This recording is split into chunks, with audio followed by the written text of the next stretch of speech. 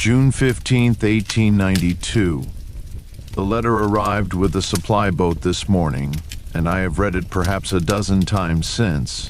The words remain the same with each reading, yet I find myself hoping they might somehow change, might rearrange themselves into a different message entirely. But no.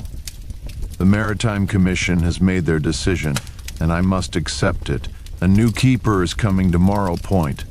Not a replacement, the letter is careful to clarify. An assistant, an apprentice. A young man named Samuel Hartley, 23 years of age, recently graduated from the Lighthouse Training Academy in Edinburgh. He will arrive with the next supply boat, approximately 3 weeks hence, and I am to instruct him in all aspects of lighthouse keeping. The Commission believes that Morrow Point, given its remote location and challenging conditions, provides an ideal training ground for promising young keepers. I set the letter down and walked to the gallery, needing the wind and the salt spray to clear my thoughts. Below, the ocean stretched endlessly toward the horizon, its surface calm today, almost gentle. Somewhere beneath those waters, Leviathan moved through depths I could only imagine, living a life as mysterious and ancient as the stones upon which this lighthouse stands. For nearly a year I have been alone here. I have grown accustomed to solitude, have learned to find comfort in silence, have discovered parts of myself that only emerge in the absence of others. The thought of sharing this space, this sacred isolation, fills me with an emotion I struggle to name. It is not quite fear, not quite resentment. Perhaps it is simply the anxiety of change, the disruption of a rhythm I have come to love. And yet there is another feeling beneath the surface, one I am almost ashamed to acknowledge. Relief. A small, quiet relief at the prospect of human company, of conversation that does not echo back from stone walls, of another heartbeat in this tower that has known only mine for so long. I think of Thomas Brennan, whose letters I discovered in my early months here. He wrote of loneliness that consumed him, of isolation that drove him to the edges of sanity. I have been fortunate. The creatures, the covenant, the sense of purpose I have found, these have sustained me in ways that Thomas never experienced. But I would be lying if I said I never felt the weight of solitude pressing against my chest in the small hours of the night. Perhaps this young man, this Samuel Hartley, will benefit from what I have learned. Perhaps I can spare him the struggles that Thomas faced, can guide him toward the peace I have found rather than the madness that claimed my predecessor. Or perhaps his presence will shatter everything I have built here. Perhaps the creatures will retreat from human noise and activity. Perhaps the delicate balance I have achieved will crumble like sandcastles before the tide. I cannot know. I can only wait and prepare and trust that whatever comes was meant to come. June 18, 1892. I have begun preparing the second bedroom, the small chamber on the floor below mine that has served as storage since my arrival. It is strange to clear away the accumulated debris of solitary life, the extra blankets I never used, the broken equipment I meant to repair, the boxes of supplies that seemed important at the time, but now reveal themselves as unnecessary. In one corner I found a trunk I had never opened. It was pushed far back against the curved wall, covered with a canvas tarp that had faded to the color of old bone. The lock was rusted shut, but it gave way with some persuasion from my tools. Inside I found the belongings of a keeper whose name I do not know. Not Thomas Brennan. The items were too old, too weathered for that. These belonged to someone who served here decades ago, perhaps at the very beginning of Morrow Point's history. There were clothes, moth-eaten and fragile, that crumbled at my touch. A shaving kit with a straight razor still sharp enough to cut. A Bible, different from the one Thomas left behind, with a name inscribed on the first page in faded ink, William Ashworth. I stared at that name for a long time. Ashworth, my own surname, written in a hand that died long before I was born. Coincidence, surely. Ashworth is not an uncommon name in these parts, and yet I felt a chill run through me, a sense of connection that defied rational explanation. I searched the trunk more carefully after that, looking for any other clues about this William Ashworth. I found a journal, its pages brittle and brown with age, the ink so faded that I could barely make out the words. But what I could read spoke of the same things I have experienced: the creatures in the deep, the covenant between keeper and sea, the profound transformation that comes from tending the light. He knew. This William Ashworth, whoever he was, knew about Leviathan and the others. He understood the true purpose of this lighthouse, the sacred duty that extends far beyond simply keeping ships from the rocks. I am not the first. I have always known this, have seen the evidence in the cave carvings, in the ancient symbols that predate any lighthouse on this coast. But to hold proof in my hands, to read words written by someone who shared my name and my experience, it makes the chain of keepers feel suddenly viscerally real. Tonight I will read more of William's journal. I will learn what he knew, what he discovered, what wisdom he might offer across the decades that separate us. And when Samuel Hartley arrives, I will have more to teach him than I ever imagined. June 21st, 1892, the summer solstice, the longest day of the year, when the sun barely dips below the horizon before rising again, when the darkness that is my domain shrinks to a mere few hours. I have always found this day bittersweet. A celebration of light, yes, but also a reminder that the balance will soon shift, that the nights will grow longer once more. I spent the day reading William Ashworth's journal, piecing together his story from fragments and faded passages. He served at Morrow Point from 1847 to 1859, 12 years of solitary dedication. He was, as far as I can determine, the third keeper of this lighthouse, following two others whose tenures were brief and unremarkable. William was different. Like me, he came to understand the true nature of this place. Like me, he formed a bond with the creatures of the deep. His descriptions of Leviathan, or the being he called the Ancient One, match my own experiences so closely that I sometimes forget I am reading another's words rather than my own. But William's journal also contains warnings, passages that trouble me, that keep me awake even as the summer sun refuses to fully set. He writes of a time when he tried to share his knowledge with another, a visiting inspector from the Maritime Commission, a man of science and reason who came to evaluate the lighthouse's operation. William, in a moment of trust he would come to regret, spoke of the creatures, of the covenant, of the deeper purpose of the light. The inspector did not believe him. Worse, he reported William's delusions to the commission, recommending that the keeper be removed from his post and evaluated for mental instability.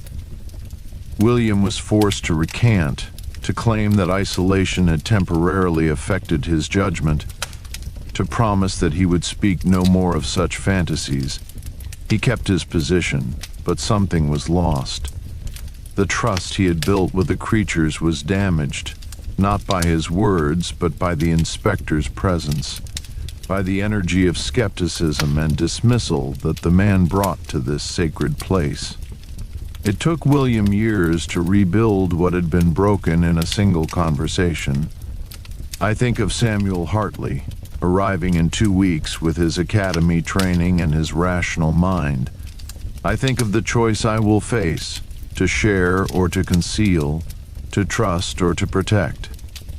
William's experience suggests caution, suggests that some truths are too fragile to survive exposure to disbelief. And yet, I remember my own arrival here, my own skepticism, my own gradual awakening to the mysteries of Morrow Point.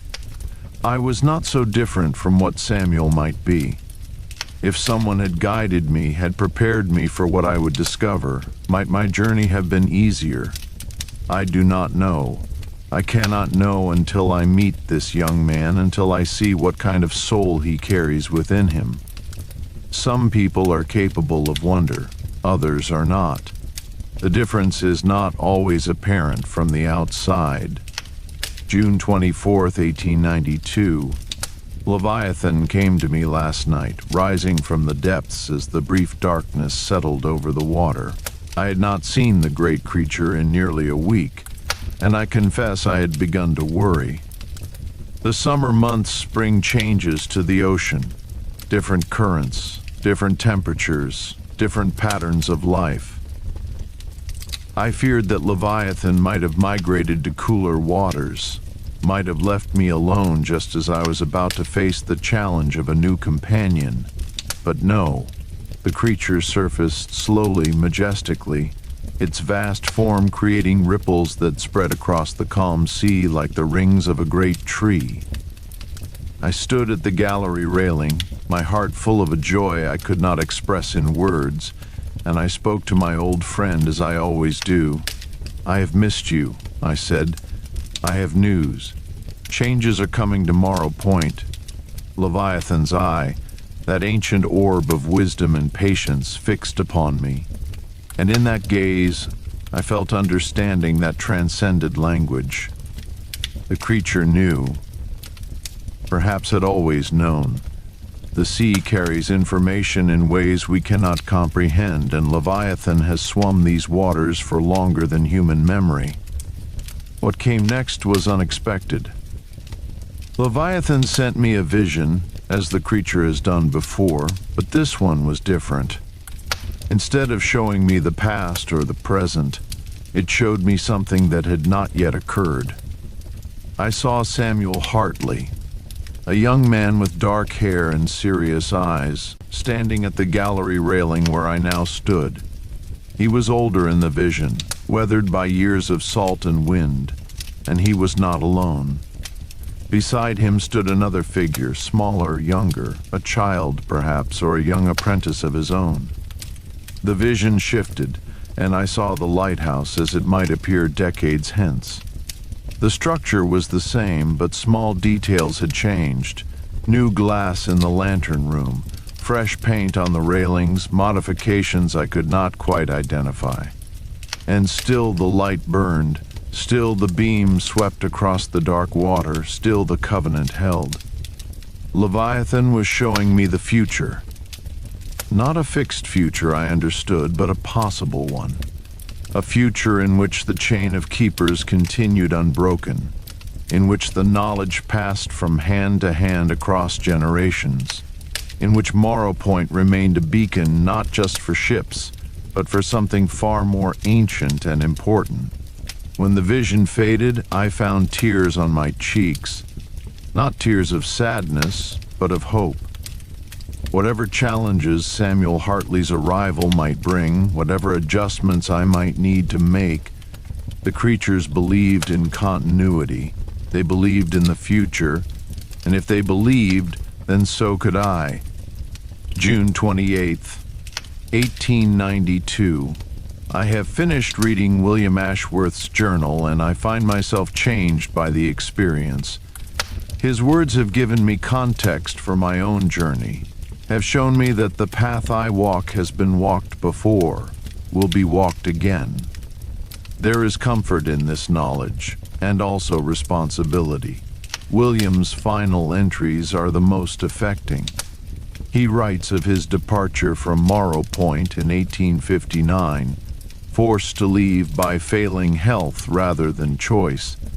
His lungs had weakened from years of damp sea air, and the Maritime Commission insisted he retire to the mainland where he might receive proper medical care. He did not want to go. His words make this painfully clear. "I would rather die here," he wrote, "with the sound of waves in my ears and the light burning above me, than live 100 years in some quiet village where the sea is only a memory." But he went. He had no choice. And in his final entry, written the night before the supply boat came to take him away, he addressed the keeper who would come after him.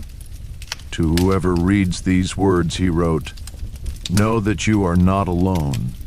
You are part of something larger than yourself, larger than this lighthouse, larger than the sea itself. The creatures remember, the light endures, and somewhere in whatever world awaits beyond this one, I will be watching, I will be proud." I wept when I read those words. I wept for William Ashworth, who loved this place as I love it, who understood its mysteries as I understand them. I wept for the connection between us, separated by decades yet united by purpose. And I wept for myself, for the knowledge that someday I too will leave Morrow Point, will pass the torch to another keeper, will become nothing more than words in a journal for someone yet unborn to discover. But not yet. Not for many years, I hope. I am young and strong, and the sea air fills my lungs with vitality rather than weakness. I have time. Time to learn, time to teach, time to fulfill whatever destiny brought me to this remote Scottish coast. July 1st, 1892. 1 year. I have been at Morrow Point for exactly 1 year today. I marked the anniversary quietly, with a cup of tea at dawn and a walk along the rocks at sunset. The weather was kind, offering clear skies and gentle breezes, as if the island itself wished to celebrate with me. I found myself remembering my first day here, the uncertainty, the loneliness, the overwhelming sense of isolation that pressed against me like a physical weight. How different I am now, how changed by this place and its mysteries. The man who arrived at Morrow Point in September of 1891 was a stranger to me, a shadow of the person I have become. He was running from something, I think, though I can no longer remember exactly what. A failed engagement, a disappointing career, a life that felt empty despite its comfortable trappings. He came to the lighthouse seeking escape, and found instead a purpose he never knew he needed. I wrote a letter to my sister Margaret today, the first in several weeks. I told her about the anniversary, about the changes I have experienced, about the peace I have found in this unlikely place. I did not tell her about the creatures, about Leviathan, about the covenant. Some truths are too large for letters, too strange for the understanding of those who have not witnessed them firsthand. But I told her I was happy, truly deeply happy in a way I had never been before. And I told her that whatever the future might bring, including the arrival of young Samuel Hartley, I faced it without fear. She will worry, of course. Margaret always worries. But perhaps my words will ease her concern, will help her understand that her brother has not lost himself in isolation, but rather found himself in ways he never expected. July 4th, 1892.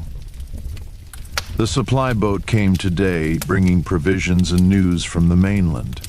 Captain Gregor, weathered and taciturn as always, handed me a packet of letters and a crate of supplies before settling into his usual spot on the rocks to share a pipe and conversation. "Young Hartley's on his way," he said, puffing smoke into the salt breeze. "Saw him in port last week. Eager lad, full of questions about Morrow Point." "What sort of questions?" I asked, trying to keep my voice casual. Gregor shrugged. "The usual. How remote is it, really? What's the keeper like? Any truth to the stories?" My heart quickened. "Stories? You know how sailors talk. Every lighthouse has its legends. Morrow Point more than most, given its history." He fixed me with a knowing look. The lads heard tales of strange lights in the water, of keepers who went mad, of sounds that can't be explained. I told him it was all nonsense, of course, superstition and boredom. Of course, I agreed, though my mind was racing. What exactly had Samuel Hartley heard? And more importantly, how would those stories shape his expectations, his interpretations of what he might witness here? Gregor departed with the tide, leaving me alone with my thoughts and my preparations. The next supply boat would bring Samuel Hartley to Morrow Point, would end my year of solitude, would begin a new chapter in the Lighthouse's long history. I found myself walking to the cave that evening, the hidden chamber with its ancient carvings that I discovered months ago. I had not visited in some time, had almost forgotten the profound impact those images had on me when I first saw them. But now, with change approaching, I felt drawn back to this place of mystery and memory. The carvings were as I remembered them, ships and creatures, keepers and lights, symbols whose meanings I could only guess at. But tonight I noticed something I had missed before. In one corner, partially obscured by shadow and the accumulated grime of centuries, there was a carving different from the others. It showed two figures standing together at the top of a lighthouse. Not one keeper alone, as in the other images, but two. And between them, rising from the waves below, was the unmistakable form of a great creature, its eye fixed upon them both. I stared at that carving for a long time, my lantern flickering in the damp air of the cave. The ancients who made these images, whoever they were, had foreseen this moment, had known that the keepers would not always be solitary, that sometimes the light would be tended by more than one pair of hands. It was a sign, a blessing perhaps, from those who came before. Whatever challenges Samuel Hartley's arrival might bring, the Covenant could accommodate two keepers as easily as one.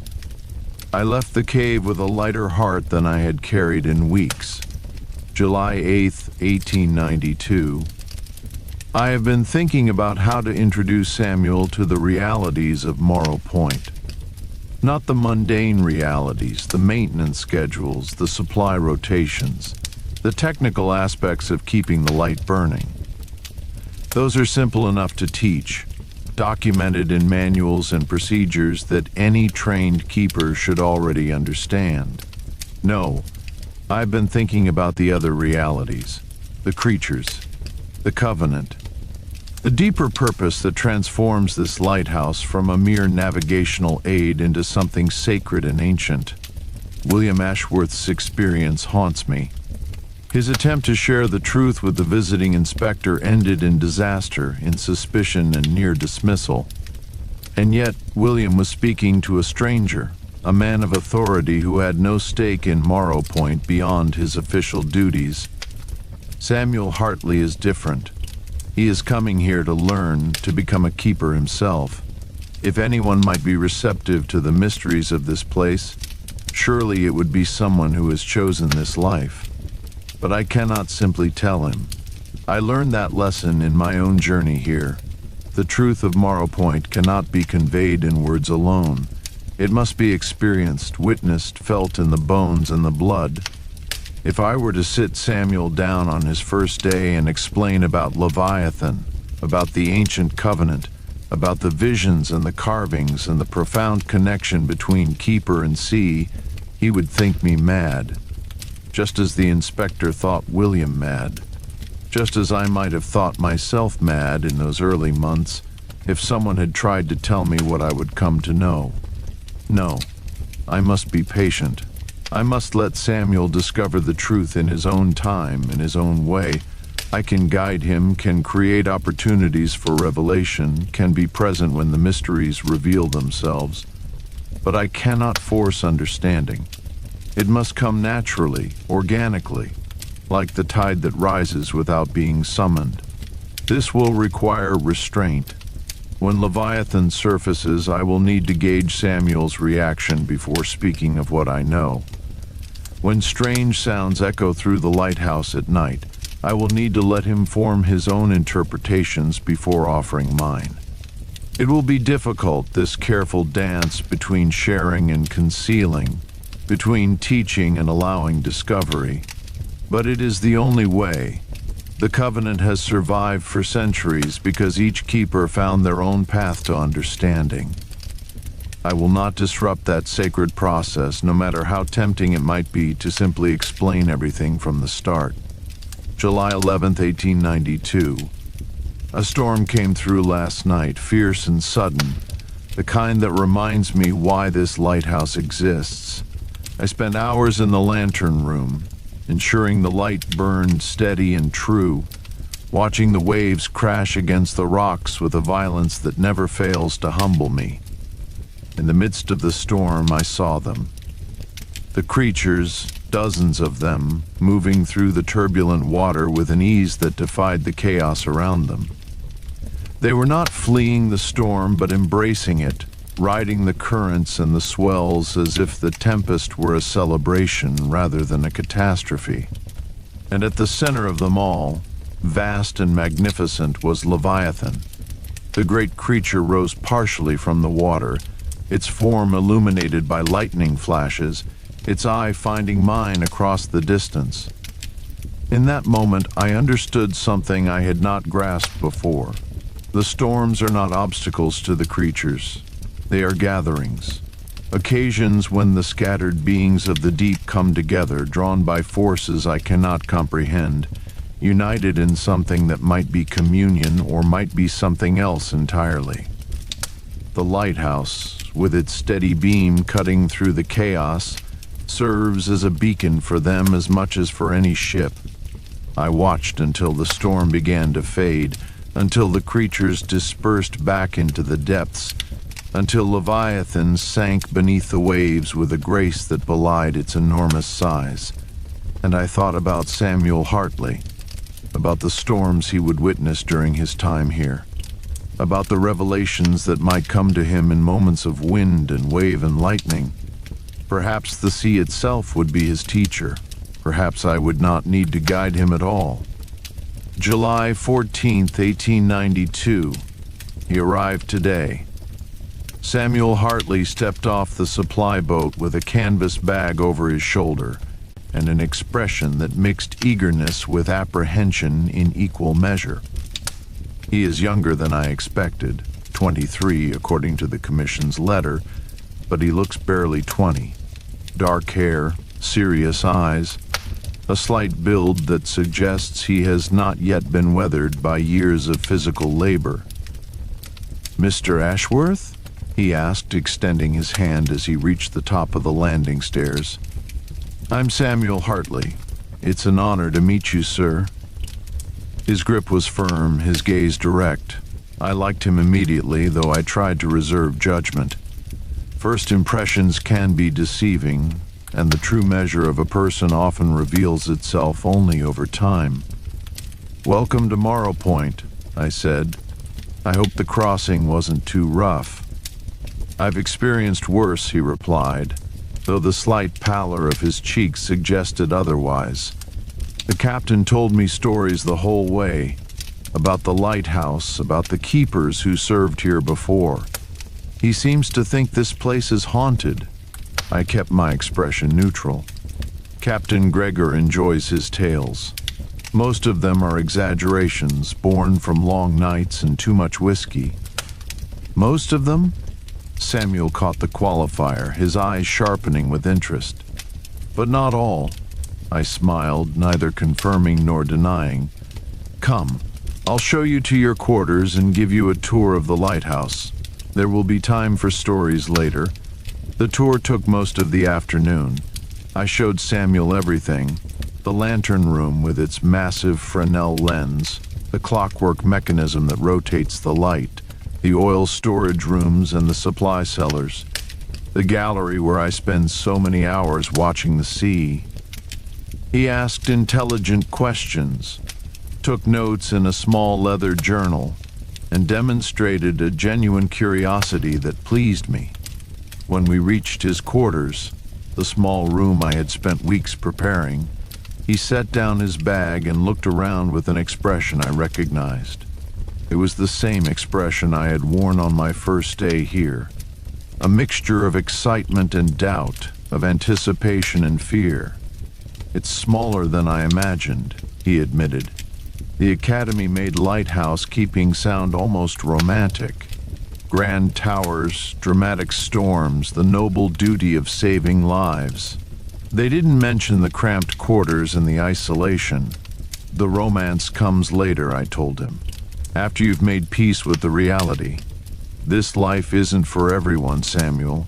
Some keepers last only a few months before requesting transfer. Others stay for decades. The difference isn't in the lighthouse, it's in the keeper. He nodded slowly, absorbing my words. What made you stay, Mr. Ashworth? If you don't mind my asking. I considered the question carefully. How much to reveal, how much to conceal? I found something here, I said finally. Something I didn't know I was looking for. Purpose, perhaps, or peace, or simply a place where I could be fully myself, without the expectations and distractions of the mainland. That sounds almost mystical, Samuel said, and I could not tell if he was mocking or genuinely curious. Perhaps it is, I replied. You'll understand, in time, or you won't. Either way, I'm here to teach you everything I know about keeping this light burning. The rest, the mystical parts, as you call them, those you'll have to discover for yourself. July 17th, 1892. 3 days have passed since Samuel's arrival, and we are beginning to establish a rhythm. He rises early, as I do, and we share breakfast in the small kitchen before beginning the day's work. He is a quick learner, absorbing information about the lighthouse's systems with an ease that speaks well of his academy training. But I have noticed something else about him, something that gives me hope. He watches the sea. Not just glances at it, as one might glance at any landscape, but truly watches it, with an attention that suggests he sees more than mere water. Yesterday I found him standing at the gallery railing for nearly an hour, his gaze fixed on the horizon. When I asked what he was looking at, he seemed almost embarrassed. Nothing specific, he said. I feel like there's something out there, something I can't quite see. Does that make sense? It made perfect sense, of course, but I kept my response measured. The sea has that effect on people, I said. It's so vast, so deep, so full of life we can barely imagine. It's natural to feel that there's more to it than meets the eye. He nodded, but I could see the question in his expression. He wanted to ask more, wanted to know if I had ever felt the same way, if I had ever seen anything that confirmed his intuition. But he held back, perhaps sensing that some conversations require trust that has not yet been built. I am encouraged. Samuel Hartley has the capacity for wonder. Whether he will embrace it or retreat from it remains to be seen, but the potential is there. The sea has already begun to speak to him in its subtle, patient way. July 20th, 1892. Tonight, Samuel witnessed his first storm at Morrow Point. It came on quickly, as summer storms often do. Clear skies giving way to dark clouds within an hour, gentle breezes transforming into howling winds that rattled the lighthouse windows. I had been expecting it, had felt the change in pressure that always precedes such weather, but Samuel was caught off guard. "Should we be worried?" he asked, his voice tight with barely concealed anxiety as we climbed to the lantern room. Worried? No. Respectful? Always. I began the familiar routine of checking the light, ensuring everything was secure and functioning. The lighthouse has stood through worse storms than this. Our job is simply to keep the light burning, no matter what the weather throws at us. He watched me work, asking questions, taking mental notes. And then, as the storm reached its peak, he fell silent. I followed his gaze to the window, to the chaos of wind and wave beyond the glass. "There," he whispered. "Did you see that?" My heart quickened, but I kept my voice calm. See what? In the water. Something large. It was there for just a moment, illuminated by the lightning. I moved to stand beside him, peering out into the storm. The waves were enormous, crashing against the rocks with a fury that sent spray nearly to the gallery level. And there, in the trough between two swells, I caught a glimpse of what Samuel had seen. Leviathan. Rising briefly to the surface, its vast form unmistakable even in the chaos of the storm.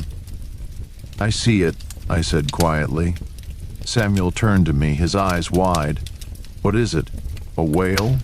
It seemed too large for a whale, and the shape was wrong. I had a choice to make. I could dismiss what he had seen, could attribute it to the confusion of the storm, to tricks of light and shadow. Or I could take the first step toward truth.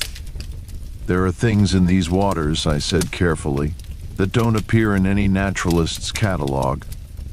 Things that have lived here far longer than any lighthouse, any ship, any human settlement on this coast." Samuel stared at me. "You've seen them before." It was not a question. "Yes," I admitted, "many times. They're part of why I stayed at Morrow Point. Part of what I meant when I spoke of finding purpose here." The storm raged around us, but in the lantern room there was a different kind of electricity, the charge of revelation, of secrets beginning to unfold. "Will you tell me?" Samuel asked. "Will you tell me everything?" I shook my head. "I can't tell you everything. Some things must be experienced to be understood. But I can tell you this. What you saw tonight was real. And if you stay at Morrow Point, if you open yourself to the mysteries of this place, you will see much more." He was quiet for a long moment, processing my words. I could see the struggle in his expression, the rational mind trained by the academy warring with the intuition that had drawn him to watch the sea, that had made him feel there was something out there he couldn't quite see. "I want to understand," he said finally. "Whatever it takes, however long it takes. I want to understand." I placed a hand on his shoulder. "Then you've already taken the first step. The rest will come in time." We stood together at the window, watching the storm, watching for glimpses of the creatures that moved through the chaos below. And I felt something I had not expected to feel: gratitude. Gratitude for this young man's openness, for his willingness to believe, for the possibility that I might not have to carry the secrets of Morrow Point alone. July 23rd, 1892. The days since the storm have been filled with a new energy. Samuel approaches his duties with the same diligence as before, but there is something different in his manner now, an alertness, an anticipation, as if he is constantly watching for signs of the mysteries I hinted at. He has not pressed me for more information, which I appreciate. He seems to understand instinctively that the truth of Morrow Point cannot be rushed. Instead, he watches and waits, his patience a testament to a maturity beyond his years. This morning I took him to the cave. I had debated this decision for days, uncertain whether it was too soon, whether he was ready for such a revelation. But something told me the time was right. Perhaps the way he had responded to the storm, perhaps the questions he had not asked, perhaps simply a feeling that defied rational explanation. We climbed down the rocks at low tide, navigating the treacherous path I had discovered months ago. Samuel followed without complaint, though I could see the curiosity burning in his eyes. "Where are we going?" he asked as we approached the hidden entrance. "Somewhere that will help you understand," I replied. "Somewhere that shows this lighthouse is part of something much older than the Maritime Commission or the British Empire or any institution you learned about at the academy." The cave opened before us, dark and damp and full of secrets. I lit my lantern and led Samuel inside, watching his face as the light fell upon the ancient carvings. He stopped, stared, reached out to touch the stone with trembling fingers. "My God," he whispered, "how old are these?" "I don't know exactly. Centuries at least, perhaps millennia." He moved along the wall, examining each carving in turn. The ships, the creatures, the keepers standing at their posts, tending lights that burned long before any modern lighthouse was conceived. "This changes everything," he said, his voice hushed with awe. "Everything I thought I knew about this place, about lighthouse keeping, about reality itself." "Yes," I agreed, "it does." He turned to face me, and I saw tears glistening in his eyes. Not tears of fear or confusion, but tears of wonder. The same tears I had shed when I first discovered this place. "Thank you," he said. "Thank you for showing me this. Thank you for trusting me." "You earned that trust," I told him. "The night of the storm, when you saw the creature and didn't run, didn't dismiss it, didn't retreat into denial, that's when I knew you were ready."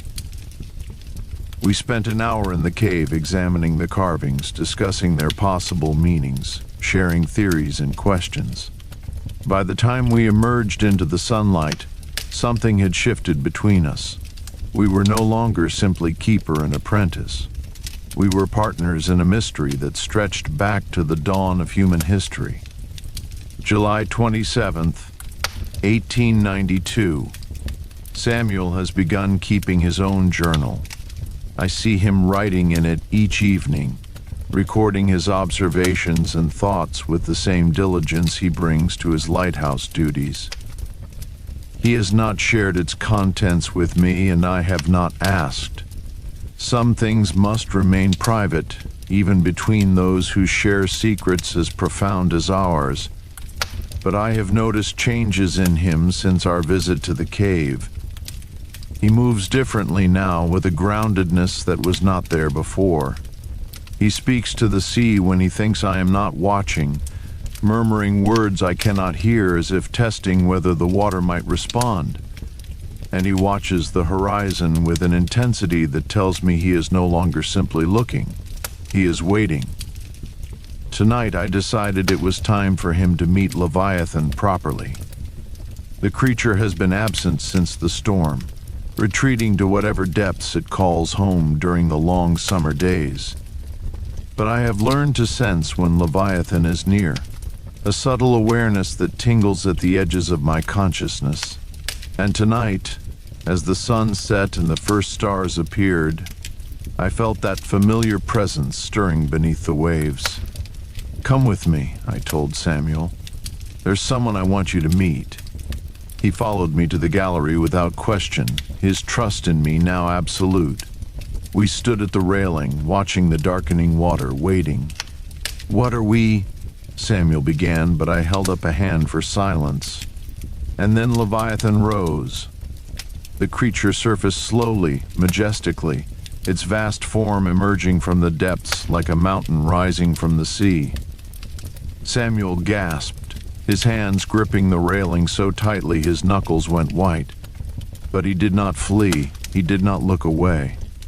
"It's beautiful," he whispered. "It's the most beautiful thing I've ever seen." Leviathan's eye found us, that ancient orb of wisdom and patience that I had come to know so well.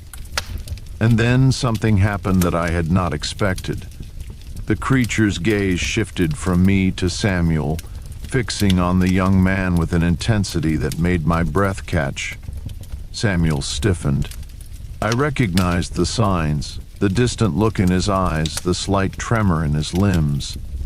Leviathan was sharing a vision with him, just as the creature had shared visions with me. I waited, watching, ready to catch Samuel if he fell. The vision lasted perhaps a minute, though I knew from experience that it would feel much longer to the one receiving it.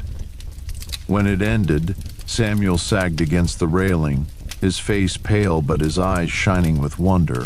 "I saw," he began, then stopped, struggling to find words. "I saw the ocean, not as we see it, but as it truly is, alive, connected.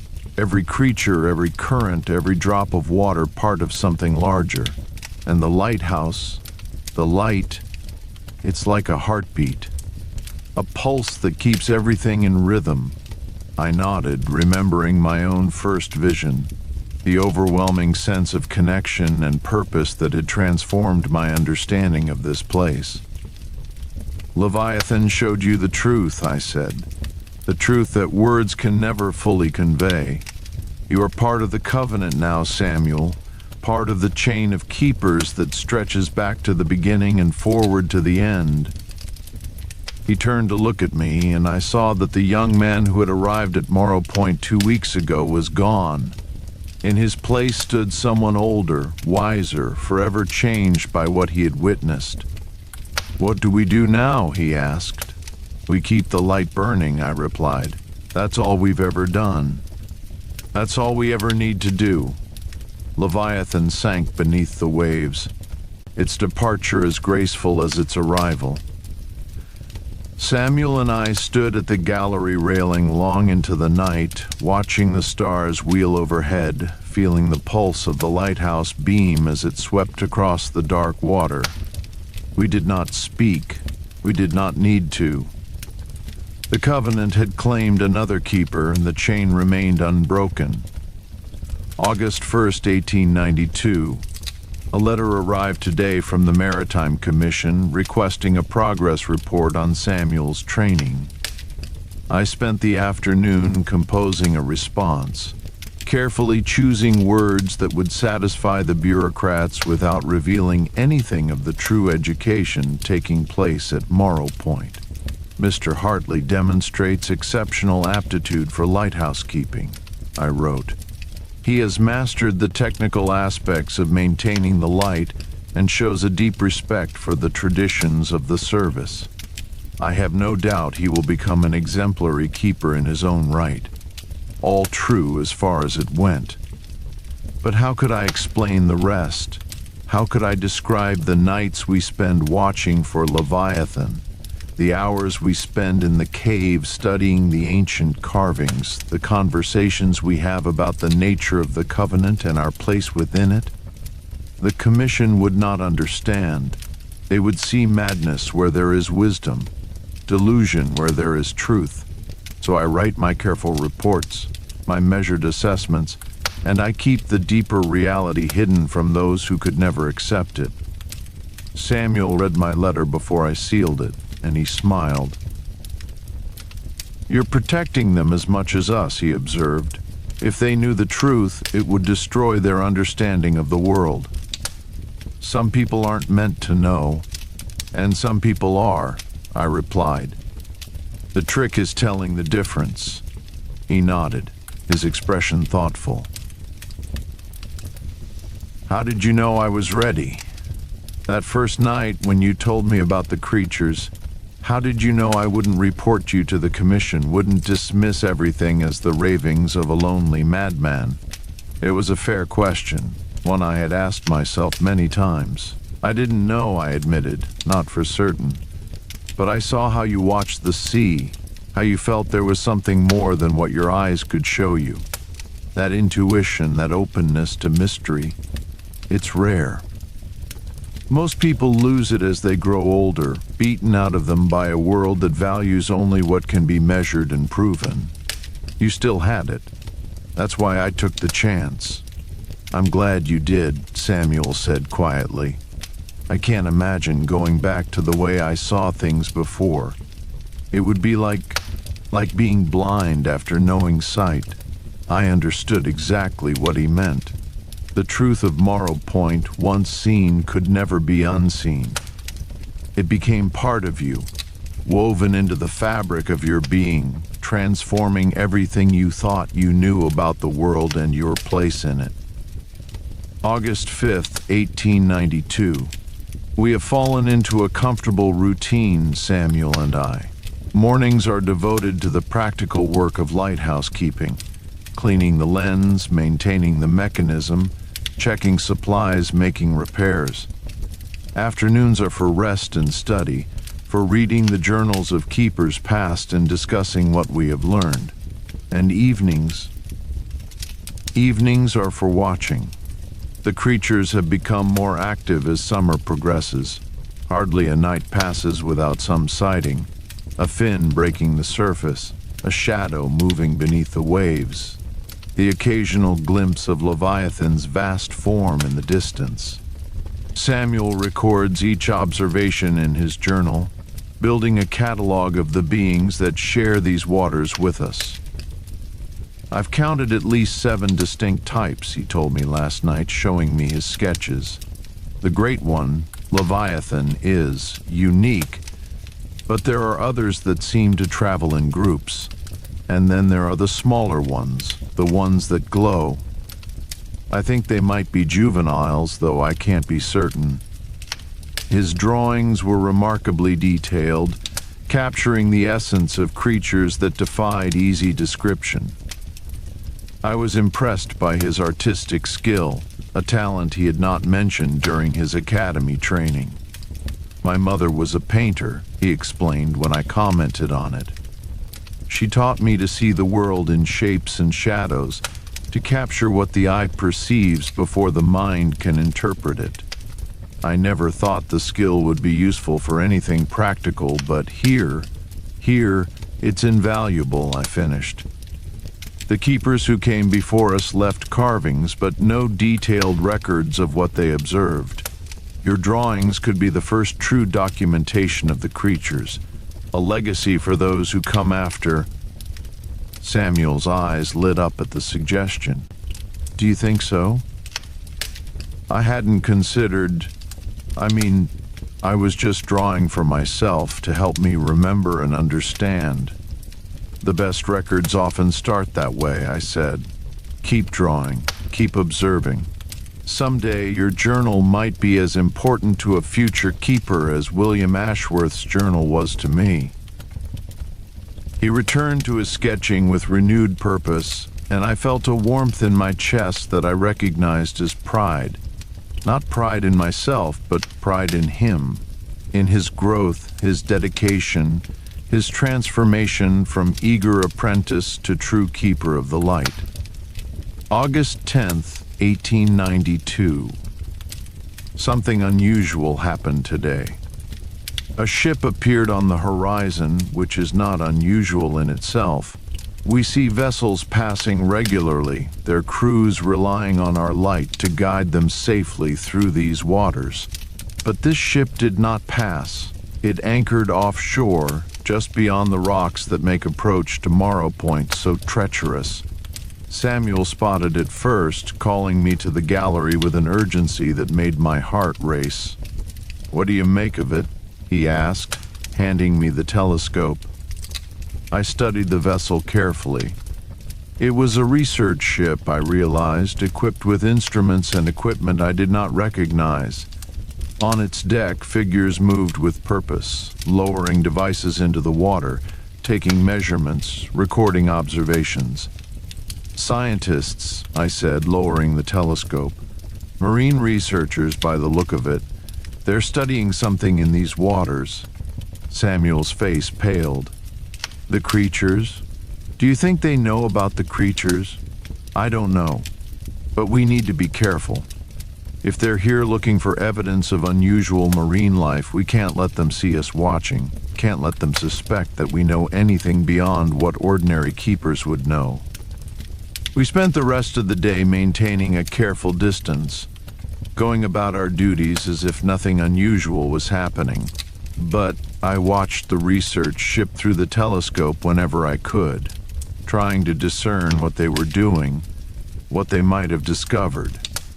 As evening fell, a small boat launched from the ship and made its way toward our landing. Samuel and I descended to meet it, our expressions carefully neutral. The man who climbed the stairs was perhaps 50 years old, with a gray beard and keen eyes that seemed to miss nothing. He introduced himself as Dr. Harold Whitmore. a marine biologist from the University of Edinburgh. "Forgive the intrusion," he said, his accent cultured and precise. "We're conducting a survey of unusual marine phenomena in these waters. The locals speak of strange sightings, unexplained sounds, creatures that don't match any known species. I was hoping you might be able to assist us with our research." I felt Samuel tense beside me, but I kept my own demeanor relaxed. "We're lighthouse keepers, Dr. Whitmore, not naturalists. Our job is to tend the light, not to study the sea." Of course. He smiled, but his eyes remained sharp. "Still, you must see things from up there that others miss. Anything unusual? Anything that might help us understand what the fishermen have been reporting?" I shook my head. "The sea is full of wonders, Doctor. Whales, dolphins, seals, all manner of life passes through these waters. But nothing that would interest a scientist, I'm afraid.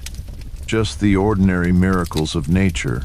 Dr. Whitmore studied me for a long moment, and I had the uncomfortable feeling that he saw more than I wanted him to see. But finally he nodded.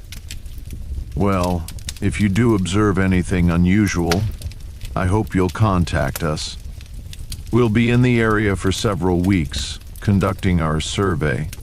The advancement of scientific knowledge depends on the cooperation of observant individuals like yourselves." He left his card and returned to his boat, rowing back to the research ship as darkness fell. Samuel and I watched him go, neither of us speaking until the vessel was just a shadow against the darkening sky. "He knows something," Samuel said quietly, "or suspects something." "Did you see the way he looked at us?" "I saw," I replied. "We'll need to be careful while they're here. No watching from the gallery after dark, no visits to the cave, nothing that might draw their attention." "But the creatures have survived for millennia without our protection. They'll survive a few weeks of caution." I placed a hand on Samuel's shoulder. "The Covenant endures, Samuel. It has weathered worse threats than curious scientists. We simply need to be patient and careful until they move on." He nodded, though I could see the worry in his eyes, and I shared that worry, though I tried not to show it. Dr. Whitmore's arrival was an unwelcome complication, a reminder that the outside world had not forgotten about the mysteries of these waters. We would need to be very careful indeed. August 15th, 1892.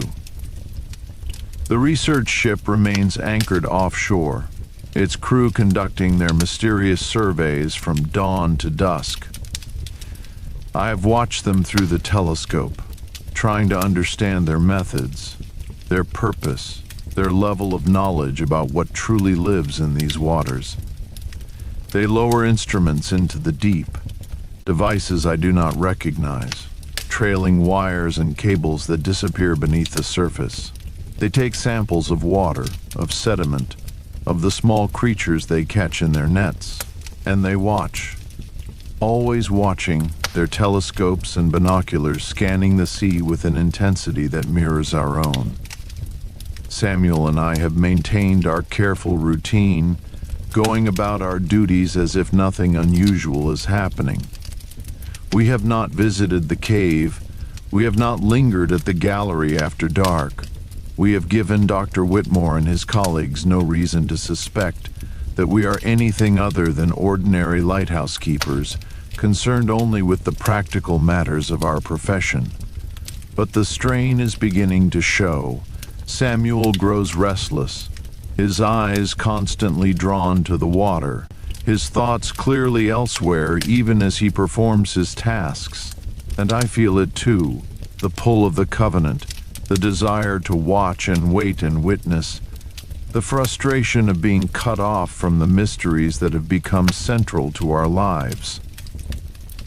Last night, unable to sleep, I crept to the gallery in the small hours when even the most dedicated researcher would be in bed.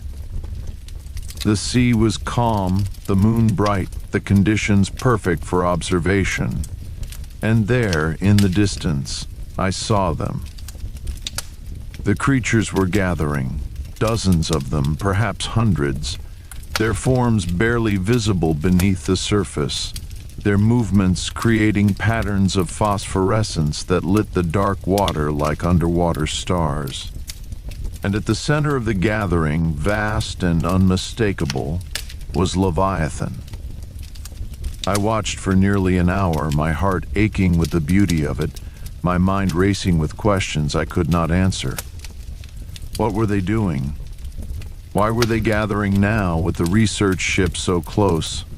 Were they aware of the scientists, of the threat they might pose? As if in answer to my unspoken questions, Leviathan rose slightly, its great eye breaking the surface to fix upon the lighthouse, upon me. And in that gaze I felt reassurance. The creatures knew, they understood, and they were not afraid. I returned to my bed with a lighter heart, though sleep still eluded me. The Covenant endures, I reminded myself. It has weathered worse threats than curious scientists. But I could not shake the feeling that something was coming, something that would test everything we had learned, everything we believed. August 18th, 1892. Dr. Whitmore visited again today, this time with a request that I could not easily refuse. "We've detected something unusual," he said, his eyes bright with excitement. "Deep sonar readings that don't match any known marine life. Large creatures, very large, moving in patterns that suggest intelligence. We'd like to set up observation equipment on your lighthouse if you'll permit it. The height would give us a significant advantage." I felt Samuel stiffen beside me, but I kept my expression neutral. "I'm not sure the Maritime Commission would approve," I said carefully. "The lighthouse is government property, and we have strict protocols about modifications and additions." "I've already contacted the Commission," Dr. Whitmore replied, producing a letter from his coat pocket. "They've given their approval, provided you have no objections. The advancement of scientific knowledge," they said, "is a worthy cause." I took the letter, reading it with a sinking heart. The Commission's seal was unmistakable, the authorization clear and unambiguous.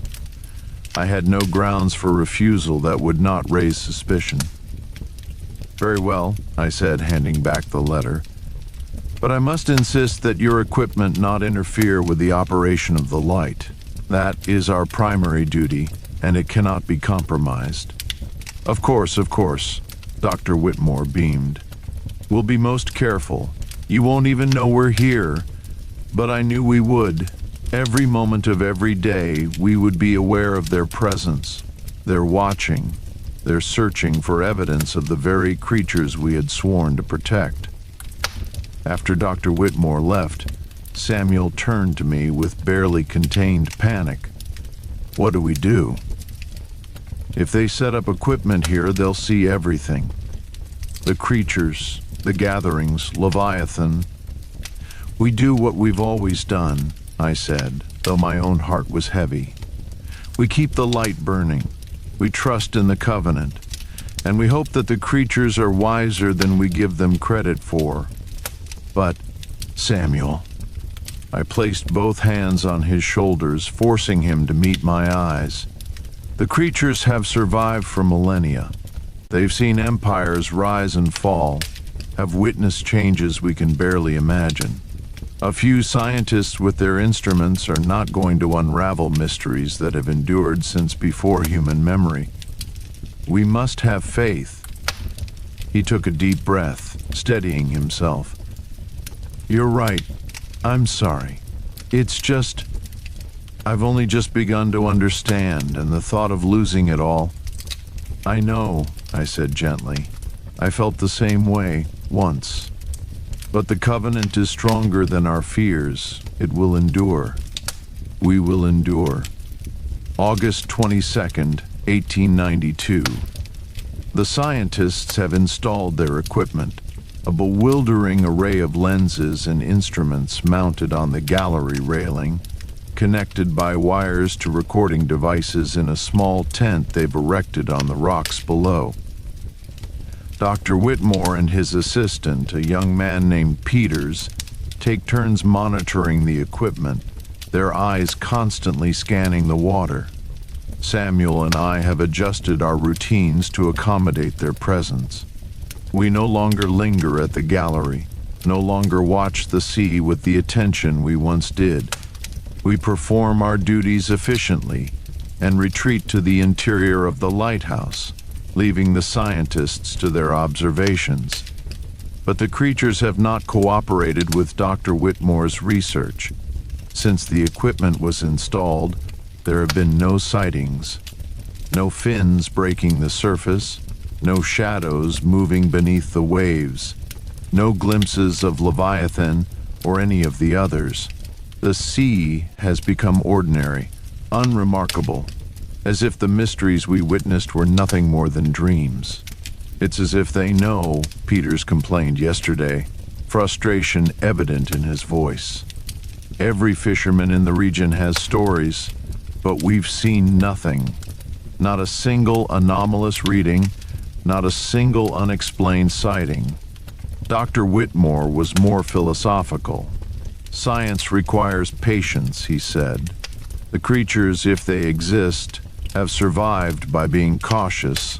They won't reveal themselves simply because we wish them to. We must wait and watch and trust that eventually the truth will emerge. I said nothing, but inwardly I marveled at the creatures' wisdom. They had sensed the threat and responded by becoming invisible, by retreating to depths where no instrument could follow. The covenant protected them, as it had always protected them. And the scientists' equipment recorded nothing but ordinary ocean. How long could this continue? Dr. Whitmore had said they would be here for several weeks, but his funding and patience were not unlimited. Eventually, they would have to admit defeat, would have to pack up their instruments and return to Edinburgh with nothing to show for their efforts. We simply had to wait them out. August 26, 1892. Something changed last night. I was awakened by a sound I had not heard in weeks. The deep, resonant call that Leviathan sometimes makes. A sound that seems to vibrate in the bones rather than the ears. I lay in my bed, heart pounding, wondering if I had dreamed it. Then it came again. Louder this time, more insistent. I rose and crept to the window, peering out at the moonlit sea. And there, in the distance, I saw Leviathan rising from the depths, its vast form silhouetted against the stars. The creature was not hiding. It was revealing itself, deliberately, unmistakably. And as I watched, others joined it. Dozens of creatures surfacing around the Great One, their forms creating a pattern of shadows and phosphorescence that stretched across the water. I heard footsteps on the stairs and turned to find Samuel, his face pale in the moonlight. "You heard it too," he whispered. "Yes." And the scientists? We both looked toward the gallery, where Dr. Whitmore's equipment hummed and clicked. If the instruments were functioning, they would be recording everything. The creature's careful concealment had been abandoned, their presence revealed to anyone watching. "Why?" Samuel asked, voicing the question that burned in my own mind. Why would they show themselves now after hiding for so long? I shook my head, unable to answer. But as I watched Leviathan's great eye turn toward the lighthouse, toward us, I felt something I had not expected. Trust. The creatures were not making a mistake. They were making a choice. and somehow, impossibly, they wanted us to witness it. "Come," I said to Samuel. "Whatever happens next, we need to see it." We climbed to the gallery, ignoring the scientists' equipment, ignoring the risk of discovery. Below us, the sea had come alive with movement and light, the creatures performing a dance that defied description. And at the center of it all, Leviathan rose higher than I had ever seen, its body breaking the surface, its call echoing across the water. The sound woke Dr. Whitmore. I heard him scrambling from his tent, heard his shout of amazement as he saw what we were seeing. But I did not turn to look at him. I could not tear my eyes from the spectacle before us. The creatures were not hiding anymore. They were declaring themselves, proclaiming their existence to anyone with eyes to see. And I understood finally why. The covenant was changing. After millennia of secrecy, the creatures had decided it was time to be known. August 27th, 1892. The night of revelation has passed, but its consequences are only beginning to unfold. Dr. Whitmore has not slept. I see him pacing the rocks below, muttering to himself, occasionally stopping to stare at the sea as if expecting the creatures to reappear at any moment. His assistant Peter sits hunched over their recording equipment, reviewing the data again and again, his face a mask of disbelief. They saw everything. The instruments captured everything. There can be no denial, no dismissal, no retreat into comfortable skepticism. The creatures are real, and now the scientists know it. Samuel and I have maintained our composure, going about our duties as if nothing unusual has occurred. But inside, I am churning with questions. Why did the creatures reveal themselves? What does this mean for the covenant, for the lighthouse, for us? This morning, Dr. Whitmore approached me with an expression I had not seen before, humility mixed with desperate curiosity. "You knew," he said. "It was not an accusation, merely a statement of fact. All along you knew about them." I considered denying it, maintaining the pretense of ignorance. But something in his eyes told me that the time for pretense had passed. "Yes," I admitted. "I knew." How long? Since shortly after I arrived. They revealed themselves to me gradually, over months. I came to understand that they are part of this place, part of what the lighthouse truly protects. Dr. Whitmore was silent for a long moment, processing my words. The lighthouse protects them? Not ships? Both, I said. The light guides ships away from the rocks, yes, but it also serves another purpose, one that goes back far longer than any maritime commission or government authority. The creatures and the keepers have a covenant, Dr. Whitmore, an agreement that has endured for centuries, perhaps millennia. A covenant, he repeated, as if testing the word. You speak of it as if it were sacred. It is. To me, to the keepers who came before me, and to the creatures themselves. We tend the light, and they maintain something I don't fully understand. A balance, perhaps, a connection between the depths and the surface, between the ancient world and the modern one. Dr. Whitmore sat down heavily on a nearby rock, his scientific certainty crumbling before my eyes. This changes everything, he said. Everything we thought we knew about marine biology, about the natural world, about the limits of what is possible. Yes, I agreed, it does. I have to report this. The university, the scientific community, they need to know. I felt a chill run through me. And what will you tell them? That you've discovered creatures that defy classification, that communicate with lighthouse keepers, that have existed in secret for longer than human civilization.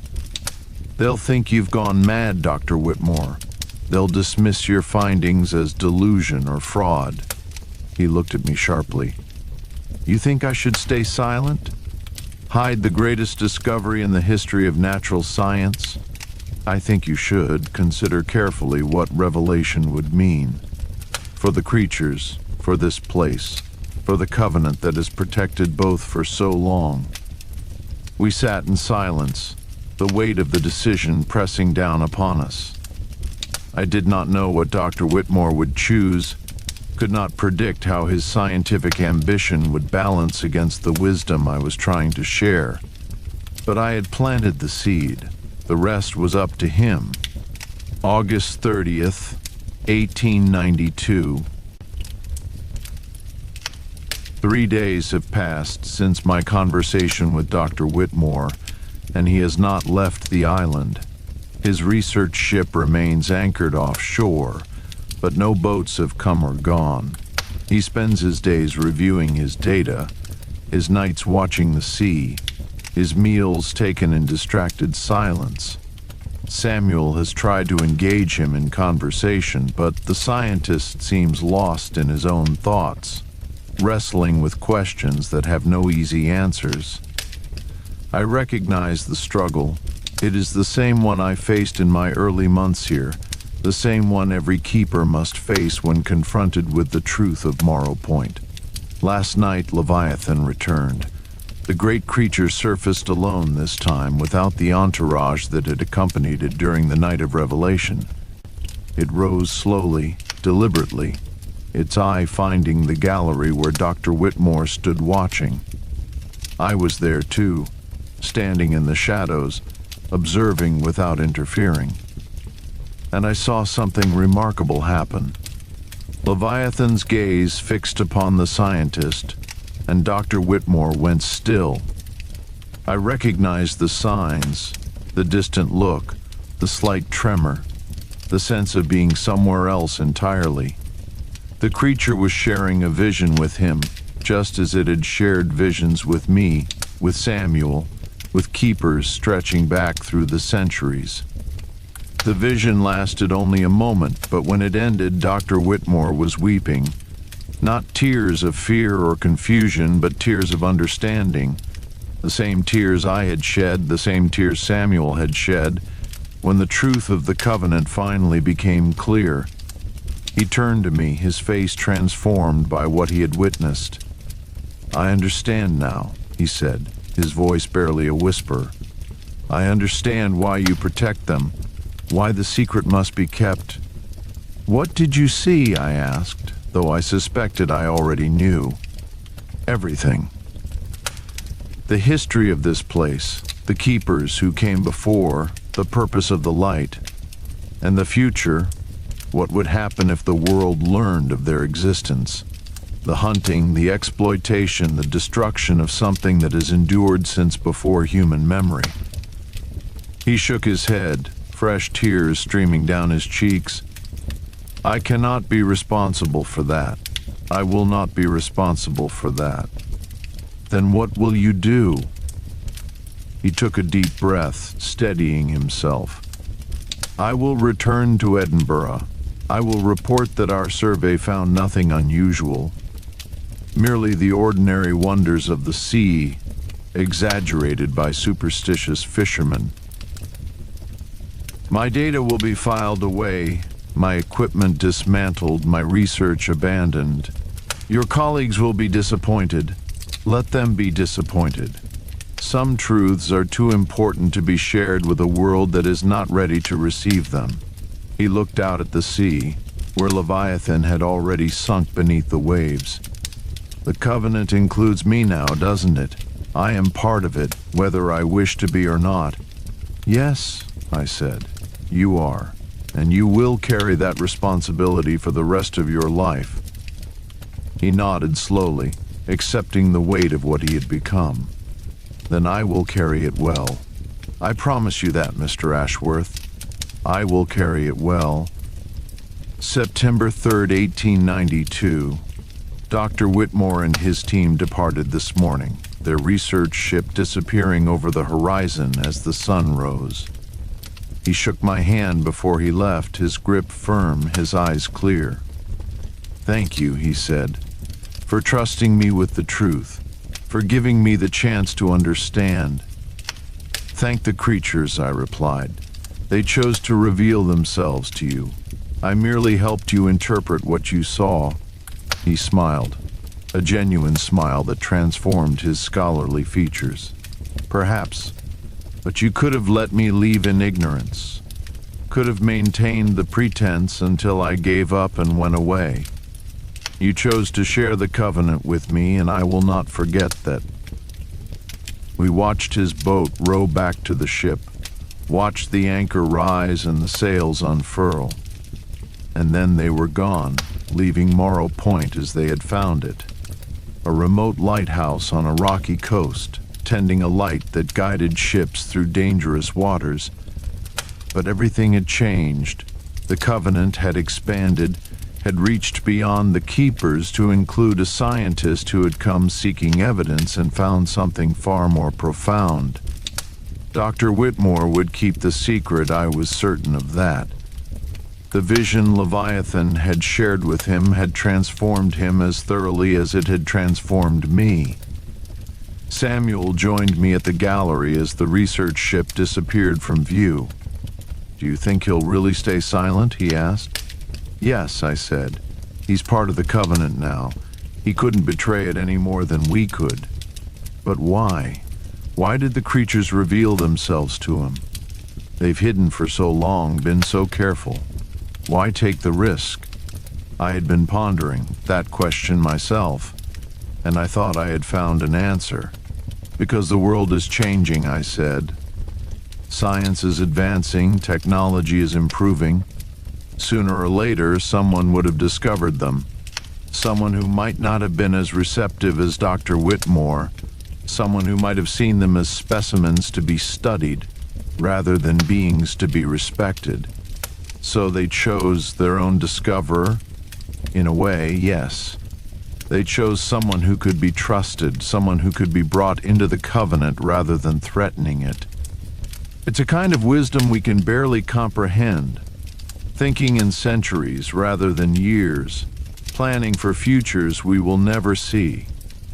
Samuel was quiet for a long moment, absorbing my words. "The creatures are remarkable," he said finally. "More remarkable than I ever imagined." "Yes," I agreed, "they are.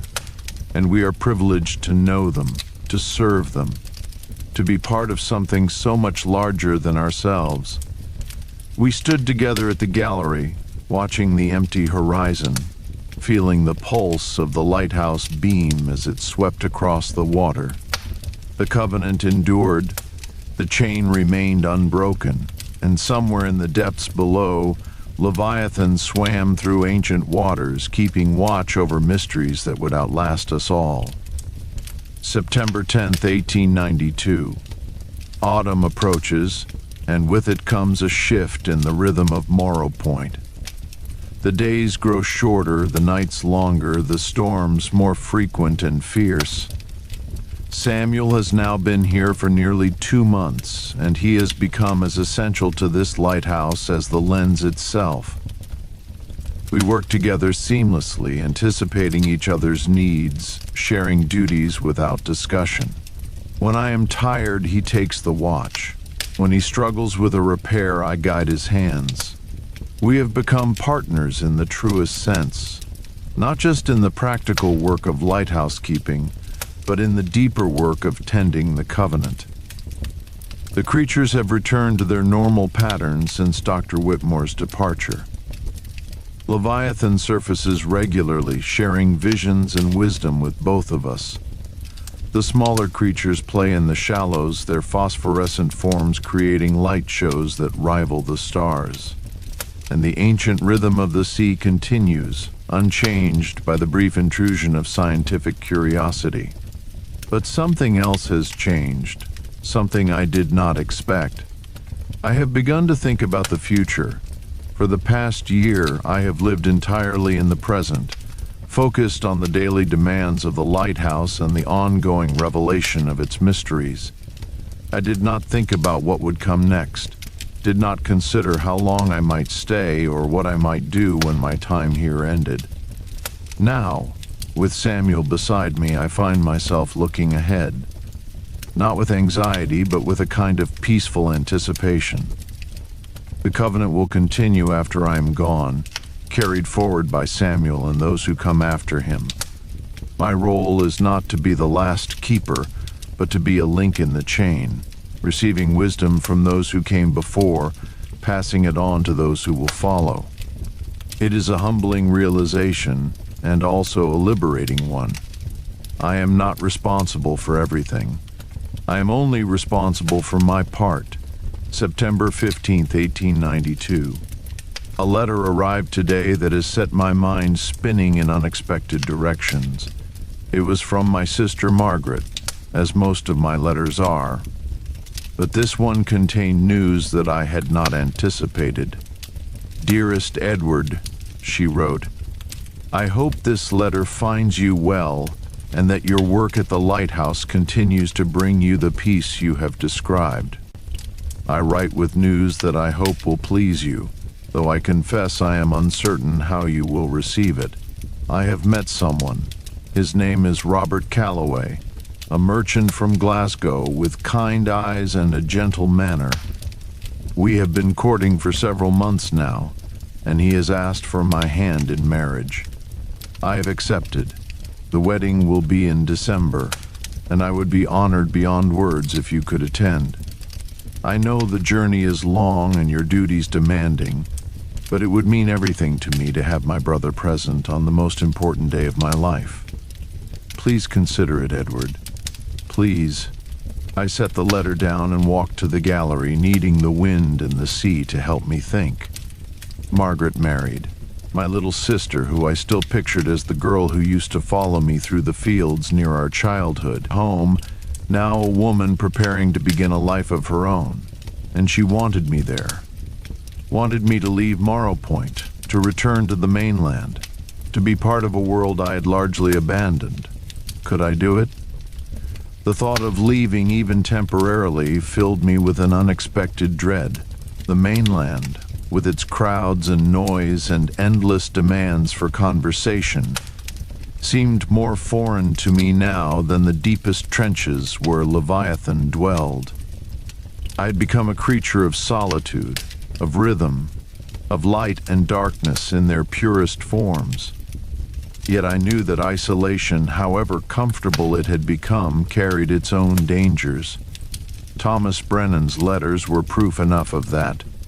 A man could lose himself in the silence, could forget the shape of his own humanity. Perhaps a brief return to the world of men would serve as an anchor, a reminder of who I had been before the Lighthouse claimed me. I wrote to Margaret that evening, telling her I would consider a visit when my contract allowed.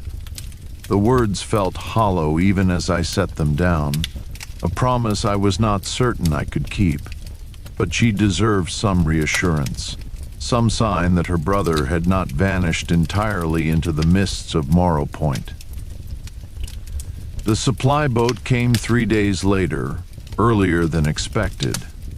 Captain Gregor's face was grave as he handed me the provisions, and I knew before he spoke that something was wrong. "There's been talk," he said, his voice low as if the rocks themselves might overhear, "about this place, about the keepers who've served here." I waited, saying nothing. "The last 3 men who held this post," he continued, "none of them returned to normal life. Brennan, you know about. Before him was a fellow named Morrison, walked into the sea one calm morning, they say. And before Morrison there was old Whitmore, who spent his final years in an asylum drawing pictures of things no man should see." "And you're telling me this now?" I asked, surprised by the steadiness of my own voice. Gregor shrugged, looking uncomfortable. "Didn't want to frighten you off at the start. Good keepers are hard to find. But you've been here long enough now, and I thought you should know what you're dealing with." I thanked him for his honesty, though in truth his words changed nothing. I had already seen enough to know that Morrow Point was no ordinary posting.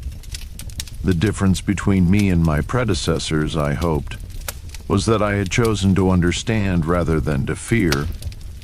After Gregor departed, I sat for a long while on the rocks, watching his boat shrink against the horizon. Morrison, who walked into the sea. Whitmore, who drew pictures of things no man should see. And Brennan, who begged forgiveness from a wife who would never read his letters. What had they seen? What had they understood? Or failed to understand? That night I descended to the cave for the first time in weeks. The carvings seemed different somehow, more alive in the flickering light of my lantern. I traced the familiar figures with my fingers, the lighthouse, the creatures, the keepers who had come before. But now I noticed details I had missed, smaller figures at the edges, faces twisted in expressions I could not quite read. Fear, ecstasy, madness? Perhaps all three were the same in the end. I stayed in the cave until dawn began to lighten the entrance, studying every inch of those ancient walls. The story they told was incomplete, I realized. There were gaps, sections where the rock had been deliberately smoothed, as if someone had tried to erase what was written there, what truths had been deemed too dangerous to preserve. The days that followed were quiet, almost unnaturally so. The sea lay flat and silver, barely stirring. No birds called. Even the wind seemed to hold its breath, waiting for something I could not name. Leviathan did not appear. I found myself watching for that dark shape constantly, scanning the waters from the gallery, from the rocks, from every window of the lighthouse. Its absence felt like a wound, a silence where there should have been music. I had not realized how much I had come to depend on those encounters, those moments of communion that transcended language. On the 5th day of stillness, I woke to find something on my doorstep, a shell, larger than my 2 hands together, its surface covered in patterns that matched the carvings in the cave. I picked it up with trembling fingers, feeling its weight, its impossible smoothness. When I held it to my ear, I heard not the ocean but something else, a voice perhaps, or the memory of a voice, speaking words I almost understood, a gift, a message, a warning. I placed the shell on my desk beside Thomas Brennan's letters and Eleanor's photograph, adding it to the collection of mysteries that defined my life at Morrow Point. Whatever was coming, I would face it as I had faced everything else, with patience, with attention, with the steady flame of the light above me. The summer solstice approached, the longest day of the year. I had read in one of the old books that such times were considered sacred by ancient peoples, moments when the veil between worlds grew thin. I did not know if I believed in veils or worlds beyond our own, but I could not deny that the lighthouse felt different as the solstice drew near. The air itself seemed charged, electric, waiting.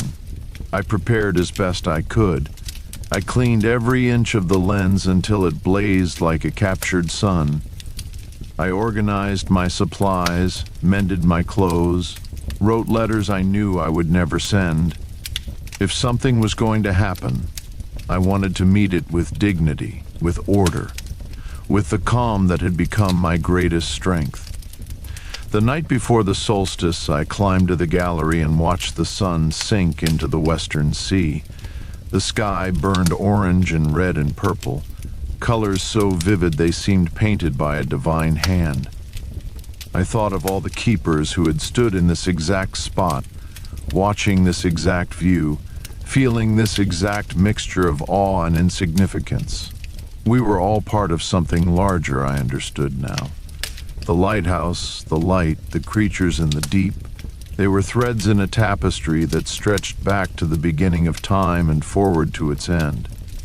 My role was small, perhaps, but it was mine.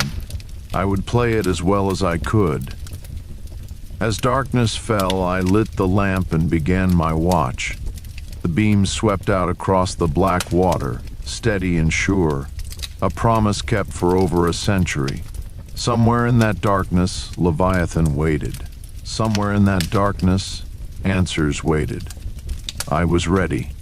The solstice dawn came slowly, the sky lightening by degrees from black to gray to the palest gold. I had not slept, had not even tried. Instead, I had spent the night in a state of heightened awareness, every sense attuned to the world around me. And then I saw them. Rising from the depths, one by one, the creatures emerged. Not just Leviathan, but dozens of others, shapes I had never seen before, forms that defied description. They surrounded the lighthouse in a vast circle, their bodies breaking the surface in perfect synchronization, creating patterns that seemed to mirror the carvings in the cave. I should have been terrified. Any sane man would have been. But I felt only wonder, only gratitude, only the profound peace of witnessing something sacred. Leviathan rose at the center of the gathering, larger than I had ever seen it, its body glowing with an inner light that rivaled the beam above me. It turned its great eye toward the gallery where I stood, and in that gaze I felt everything, every keeper who had come before, every keeper who would come after. Every moment of fear and loneliness and transcendence that this place had witnessed. We were connected, all of us, the living and the dead, the human and the other, the light and the darkness it held at bay. The vision lasted only moments, or perhaps hours. Time had lost all meaning. When it faded, the creatures sank back into the depths, leaving the sea as calm and empty as if they had never been. But I knew they were still there, waiting, watching, keeping their own vigil in the darkness below. I descended from the gallery on unsteady legs, my mind reeling with what I had witnessed. In my quarters, I sat at my desk and tried to write, to capture some fragment of the experience in words. But language failed me. Some things could not be recorded, only remembered, only felt. I slept then, for the first time in days, and my dreams were filled with light. The weeks after the solstice passed in a kind of haze. I performed my duties mechanically, keeping the light burning, maintaining the equipment, recording the weather in my log. But my thoughts were elsewhere, dwelling on what I had seen, what I had understood, what I had become. I was no longer the man who had arrived at Morrow Point nearly a year ago, that Edward Ashworth, cautious, rational, afraid of his own loneliness, seemed like a stranger to me now. In his place stood someone new, someone shaped by solitude and mystery and the patient wisdom of the deep. Margaret's letters continued to arrive, filled with news of a world that felt increasingly distant.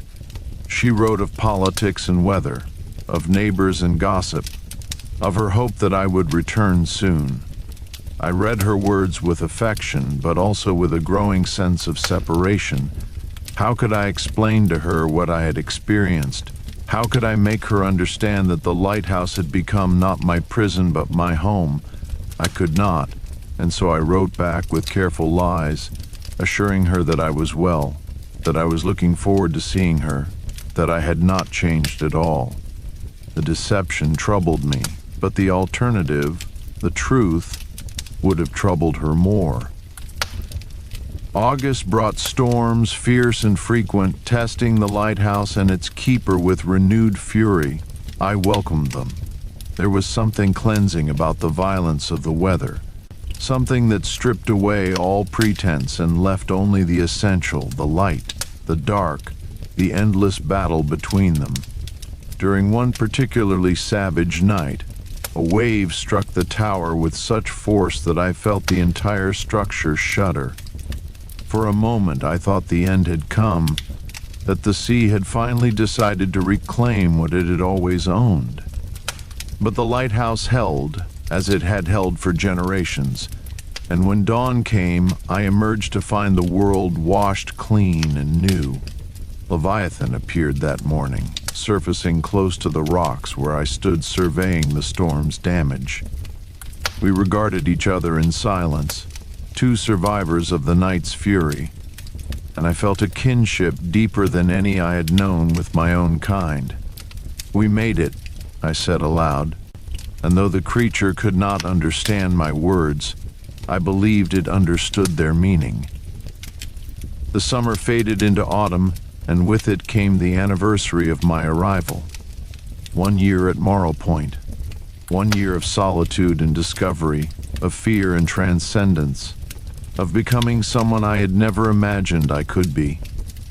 I marked the occasion quietly, with a glass of whiskey and a long entry in my journal. I wrote about everything: the creatures, the cave, the visions, the covenant I had come to understand.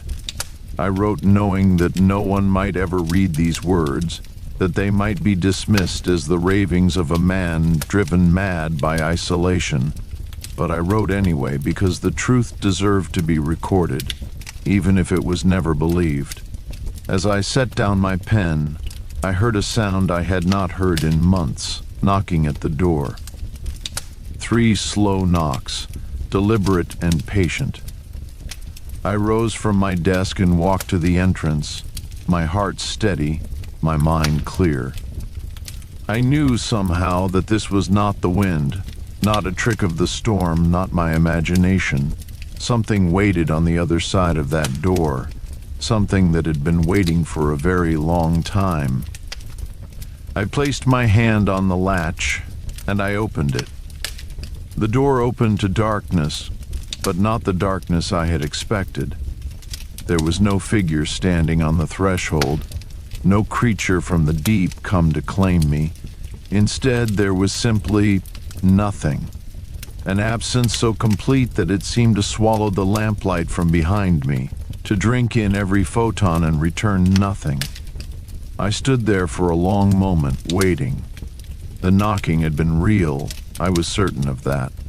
3 deliberate sounds, patient and purposeful, yet whatever had made them had vanished, or had never been there at all, or existed in some form my eyes could not perceive.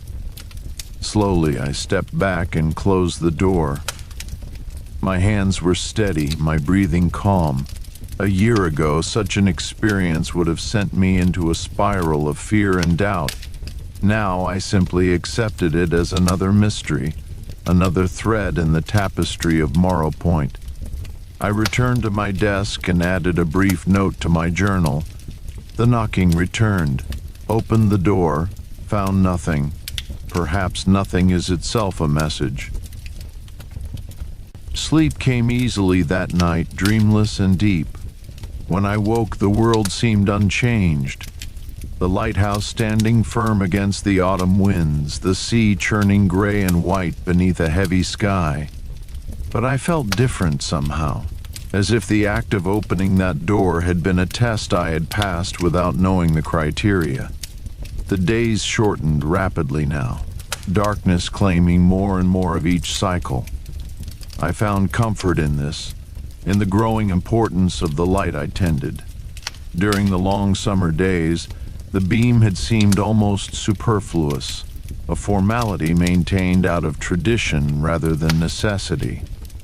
But now, as winter approached, the light became essential again, a beacon cutting through the endless nights, guiding ships through waters that grew more treacherous with each passing storm.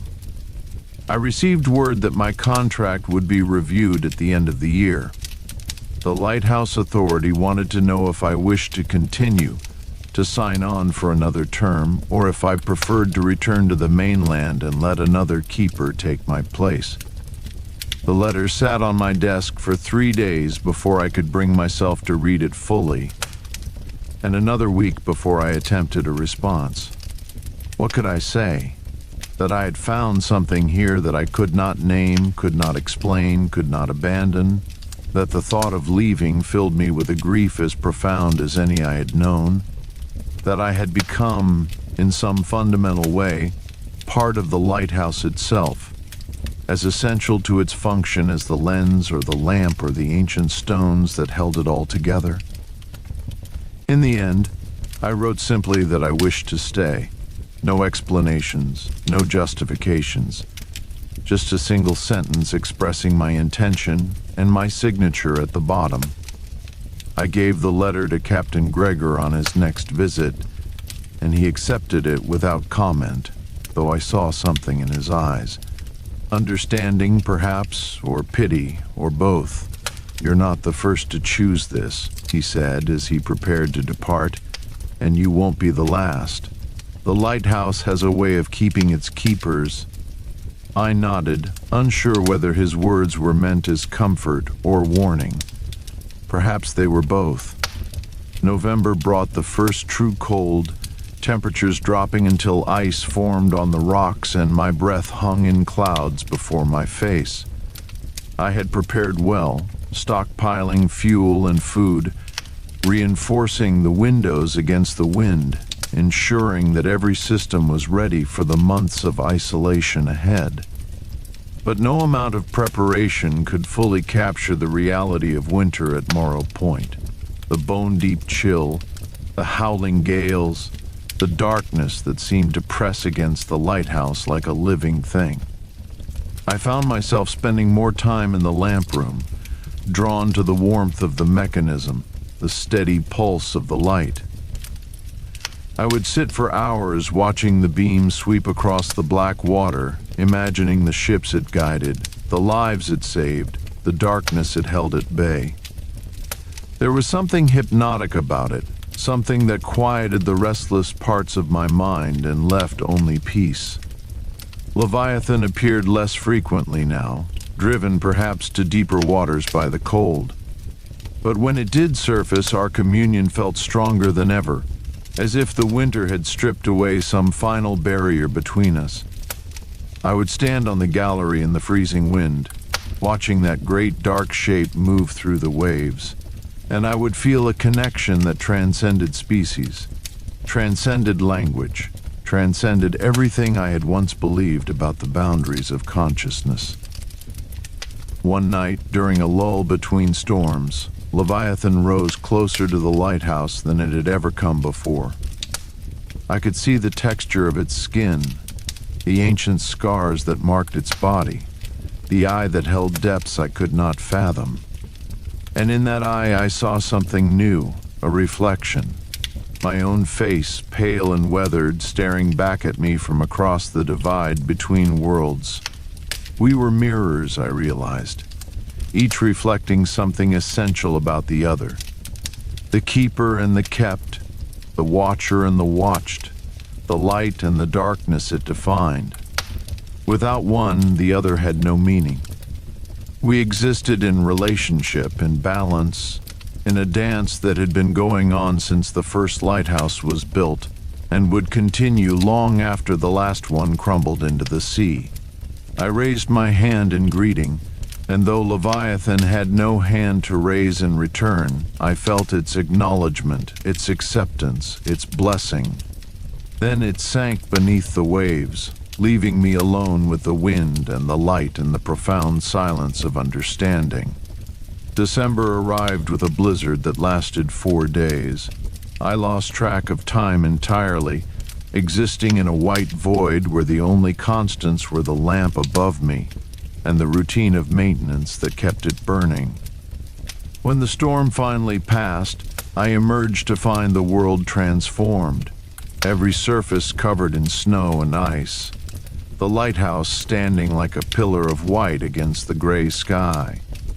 I spent hours clearing paths, checking for damage, ensuring that the light could still be seen through the accumulated ice on the windows. The work was exhausting but satisfying, a physical challenge that balanced the mental and spiritual demands of my solitary existence. By the time I finished, my muscles ached and my hands were raw, but I felt more alive than I had in weeks. Christmas approached, my second at Morrow Point. I had no tree, no decorations, no gifts to exchange, but I had the light and the sea and the memory of everything I had experienced in this place. That seemed like more than enough. On Christmas Eve, I climbed to the gallery and watched the stars emerge one by one from the darkening sky. The air was still and cold, so clear that I could see the Milky Way stretching across the heavens like a river of light. I thought of all the people celebrating below those stars. Families gathered around fires, children dreaming of morning, lovers holding each other against the winter chill. I was apart from all of that, separated by miles of water and years of transformation. But I did not feel lonely. I felt connected, in my own way, to something larger than any single celebration could contain. "Merry Christmas," I said to the darkness, to the sea, to Leviathan wherever it swam, to the keepers who had come before and those who would come after. Merry Christmas to all of us who keep the light. The beam swept out across the water, steady and sure, and somewhere in the distance, I imagined I heard a response. Not words, but a feeling, a warmth that had nothing to do with temperature. The lighthouse was not just a building, I understood then. It was a promise, a covenant, a prayer made manifest in stone and glass and fire, and I was its priest, its guardian, its voice in the darkness. The new year came quietly, marked only by a change in the date I wrote in my log. I had no resolutions, no grand plans for the months ahead. I would continue as I had continued, tending the light, watching the sea, learning whatever lessons this place still had to teach me. It was enough. It was more than enough.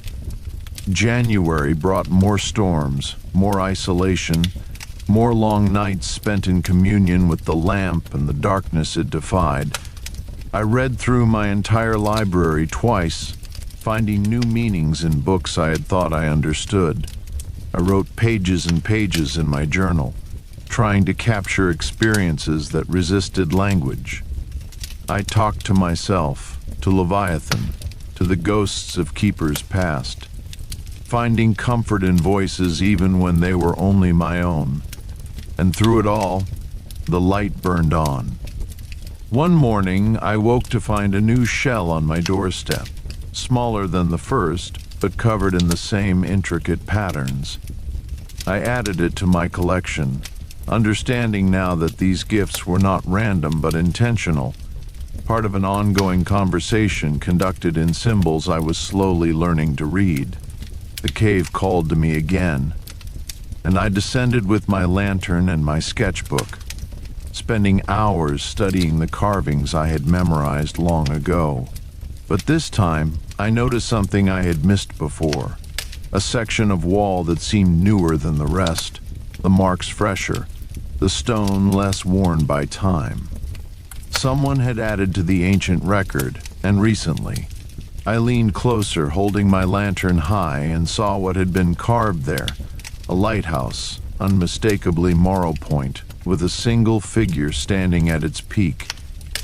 And around that figure, rising from stylized waves, were the creatures, Leviathan and its kin, their bodies forming a protective circle, their eyes turned upward toward the light.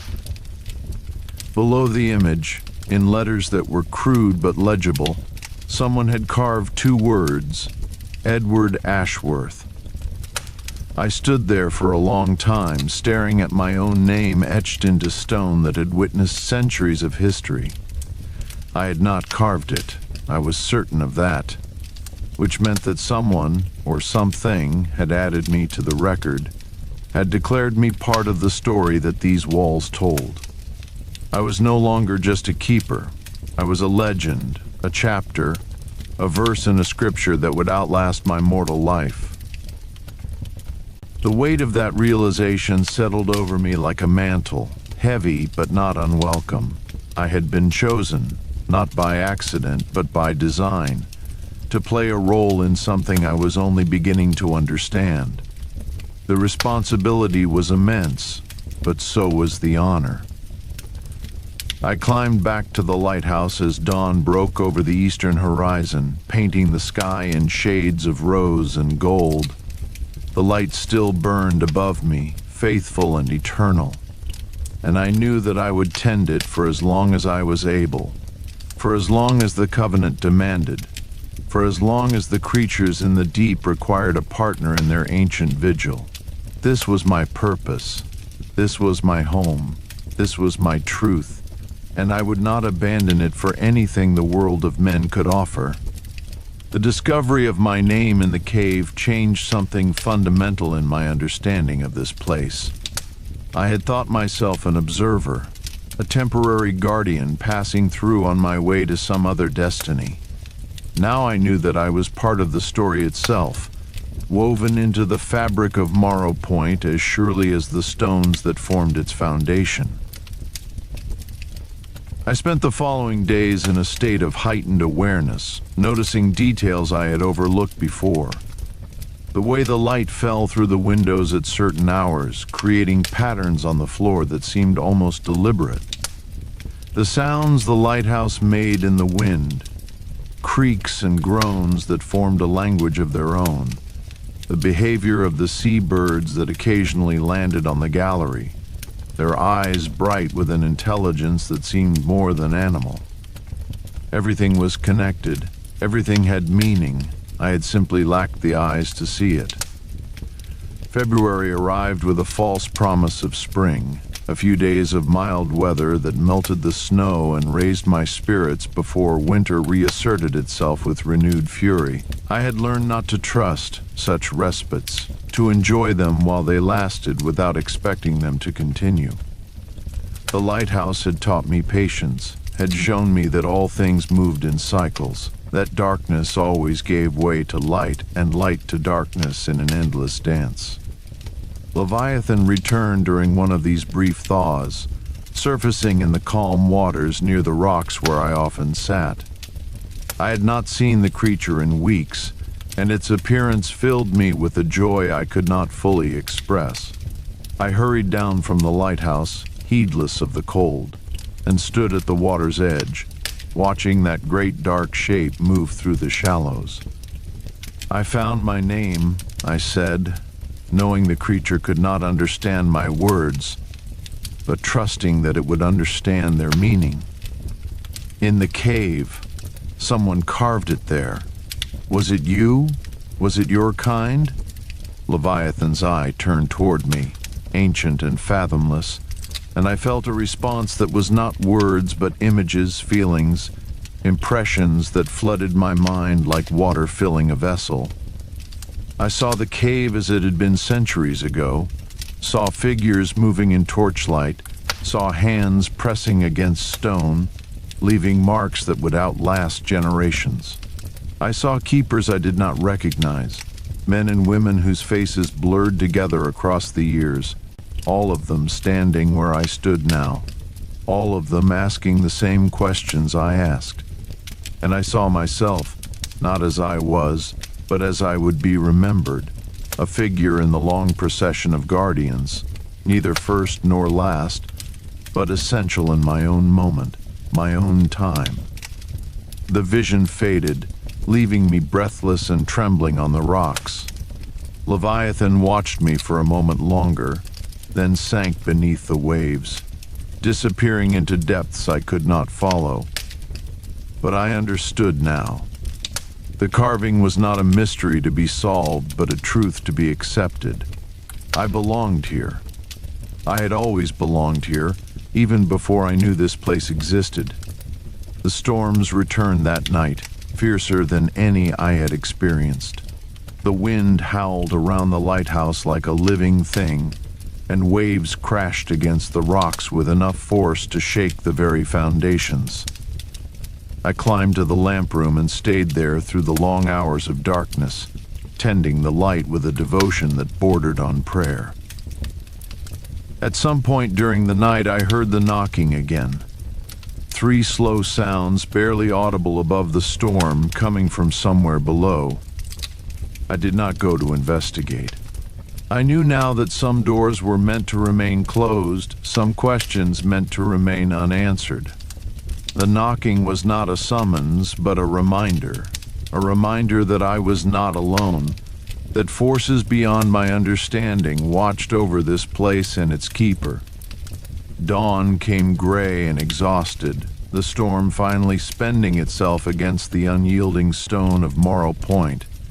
I descended from the lamp room on legs that barely supported me, my eyes burning from sleeplessness, my mind foggy with fatigue. But the light had not faltered. Through the worst night of the winter, the beam had swept out across the churning sea, steady and sure, a promise kept against all odds. I slept for nearly a full day, my body demanding the rest I had denied it. When I woke, the world outside my window was calm and clear, the sea a mirror reflecting the pale winter sky. I made tea and sat by the window, watching the light play across the water, feeling a peace that seemed to emanate from the very stones around me. A ship passed in the distance, its sails bright against the horizon. I watched it until it disappeared, wondering about the souls aboard, the journeys they were making, the homes they were sailing toward or away from. Once I would have envied them their movement, their freedom, their connection to the wider world. Now I felt only a quiet gratitude for my own stillness, my own purpose, my own place in the order of things. The supply boat came a few days later, bringing provisions and letters and news from a mainland that seemed increasingly remote. Captain Gregor commented on my appearance. Thinner, he said, and older somehow, though not in a way he could quite define. I assured him I was well, that the winter had been hard but not unbearable, that I looked forward to the coming spring. He did not seem entirely convinced, but he did not press the matter. Perhaps he had seen too many keepers transformed by their time at Morrow Point to be surprised by my changes. Perhaps he understood in his own way that some transformations were necessary, even beneficial, even if they came at a cost. Among the letters was one from Margaret, longer than usual, and filled with a concern that bordered on desperation. She had heard rumors, she wrote, stories about the Lighthouse, about the keepers who had served there, about the strange things that happened in its shadow. She begged me to consider leaving, to return to the mainland before it was too late, before I became another cautionary tale whispered in coastal taverns. I read her words with a mixture of love and sorrow. She could not understand. How could she? She had never stood on the gallery at midnight watching the beam cut through the darkness. She had never felt the presence of Leviathan, never seen the carvings in the cave, never heard the knocking at the door that came from nowhere and everywhere at once. Her world was solid and rational, bounded by the rules of ordinary existence. Mine had expanded beyond those boundaries into territories she could not imagine. I wrote back with careful reassurances, telling her what she needed to hear, rather than what was true. I was fine, I said. The rumors were exaggerations, the products of superstitious minds and too much whiskey. I would visit when my contract allowed, and she would see for herself that her brother was the same man he had always been. The lies came easily now, a necessary kindness that protected us both. She would believe what she needed to believe, and I would continue my work in the silence and solitude that had become my natural state. March arrived with the first hints of true spring. Longer days, milder temperatures, the occasional bird returning from its winter migration. I felt my spirits lift with the lengthening light, my body responding to rhythms older than memory. The worst was over. I had survived another winter at Morrow Point, had kept the light burning through the darkest months, had maintained my vigil against the forces that pressed always at the edges of the known world. Leviathan appeared more frequently now, sometimes alone, sometimes accompanied by the smaller creatures I had come to recognize as its companions, or perhaps its children. I would watch them from the gallery, marveling at their grace, their power, their ancient wisdom. They were as much a part of this place as the lighthouse itself. Guardians of depths I would never explore, keepers of secrets I would never fully understand. One evening, as the sun set in a blaze of orange and purple, I saw something I had never seen before. Leviathan breaching, its massive body rising from the water and hanging for an impossible moment against the darkening sky before crashing back into the sea. The sound reached me seconds later, a thunderous impact that seemed to shake the very air. And in that moment of suspension, I could have sworn I saw the creature looking at me, its eye bright with something that might have been joy or triumph or simple exuberance. I laughed aloud, the sound strange and unfamiliar after so many months of silence. It was a display, I realized, a performance meant for an audience of one. Leviathan was showing off, demonstrating its power and grace for the keeper who had become its witness, its partner, its friend.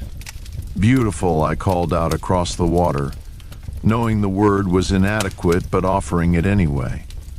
That was beautiful. The creature did not breach again, but I felt its acknowledgement, its pleasure at my response. We understood each other, Leviathan and I. We had learned each other's languages, had found ways to communicate across the vast gulf that separated our kinds. It was a miracle, really. A small miracle, perhaps, in the grand scheme of things, but a miracle nonetheless. The spring equinox approached, and with it the anniversary of my discovery of the cave. I decided to mark the occasion with a return visit to see if anything had changed, to add my own contribution to the record if I could find the courage. I descended on a clear morning, my lantern in one hand and a small chisel in the other. The cave was as I remembered it, cool and damp, the walls covered in carvings that seemed to move in the flickering light. I made my way to the section where my name had been carved, studying the letters, tracing them with my fingers. Spring unfolded slowly at Morrow Point, each day bringing small changes that accumulated into transformation. The ice retreated from the rocks, replaced by patches of hardy grass and the first brave wildflowers. Birds returned in greater numbers, filling the air with songs I had almost forgotten. The sea itself seemed to soften, its winter fury giving way to gentler moods, waves that lapped rather than crashed against the shore. I marked my progress through this season with careful attention, noting each change in my journal, each shift in the light and weather and behavior of the creatures I had come to know. It was a practice I had developed over my months at the lighthouse, a way of anchoring myself in the present moment, of finding meaning in the small details that might otherwise pass unnoticed. The anniversary of my arrival approached, and with it a decision I had been avoiding. My contract would need to be renewed or terminated. I would need to declare my intentions, to commit to another year at Morrow Point, or to return to the mainland and the life I had left behind. The choice should have been simple. I had already decided to stay, had already sent word of my intention. But as the date drew near, I found myself questioning that decision, wondering if I was choosing wisdom or madness, purpose or escape. I thought often of Thomas Brennan during those days, of the letters he had written to a wife who would never read them, of the descent into confusion and despair that his words documented. Was I following the same path? Was my sense of connection and understanding merely the first stage of a breakdown that would eventually consume me? I had no way to know for certain. The line between enlightenment and madness was thin, perhaps non-existent, and I had long since crossed into territory where such distinctions lost their meaning. But when I stood on the gallery at night, watching the beam sweep across the dark water, I felt no madness. I felt only peace, only purpose, only the quiet certainty that I was exactly where I was meant to be. Whatever the cost of that certainty, I was willing to pay it. The supply boat arrived on a morning of unusual calm, the sea so still that the vessel seemed to float on glass. Captain Gregor brought the usual provisions, along with a package I had not expected, a small wooden box, carefully wrapped, with my name written on the outside in an unfamiliar hand. "Came from the Lighthouse Authority," Gregor explained, watching my face as I examined the package. "They said you'd know what it meant." I did not, but I thanked him and carried the box inside, waiting until his boat had disappeared over the horizon before I opened it. Inside, nestled in a bed of cotton, was a brass key, old, ornate, unlike any I had seen before, and beneath the key a single sheet of paper with words that made my heart stop. "For the door that should not exist. Use it wisely. A friend." I sat for a long time staring at the key, trying to understand what it meant. Thomas Brennan had written of a door at the base of the lighthouse, a door that should not exist. I had dismissed his words as the ravings of a mind unmoored by solitude. But now, holding this key, I was not so certain.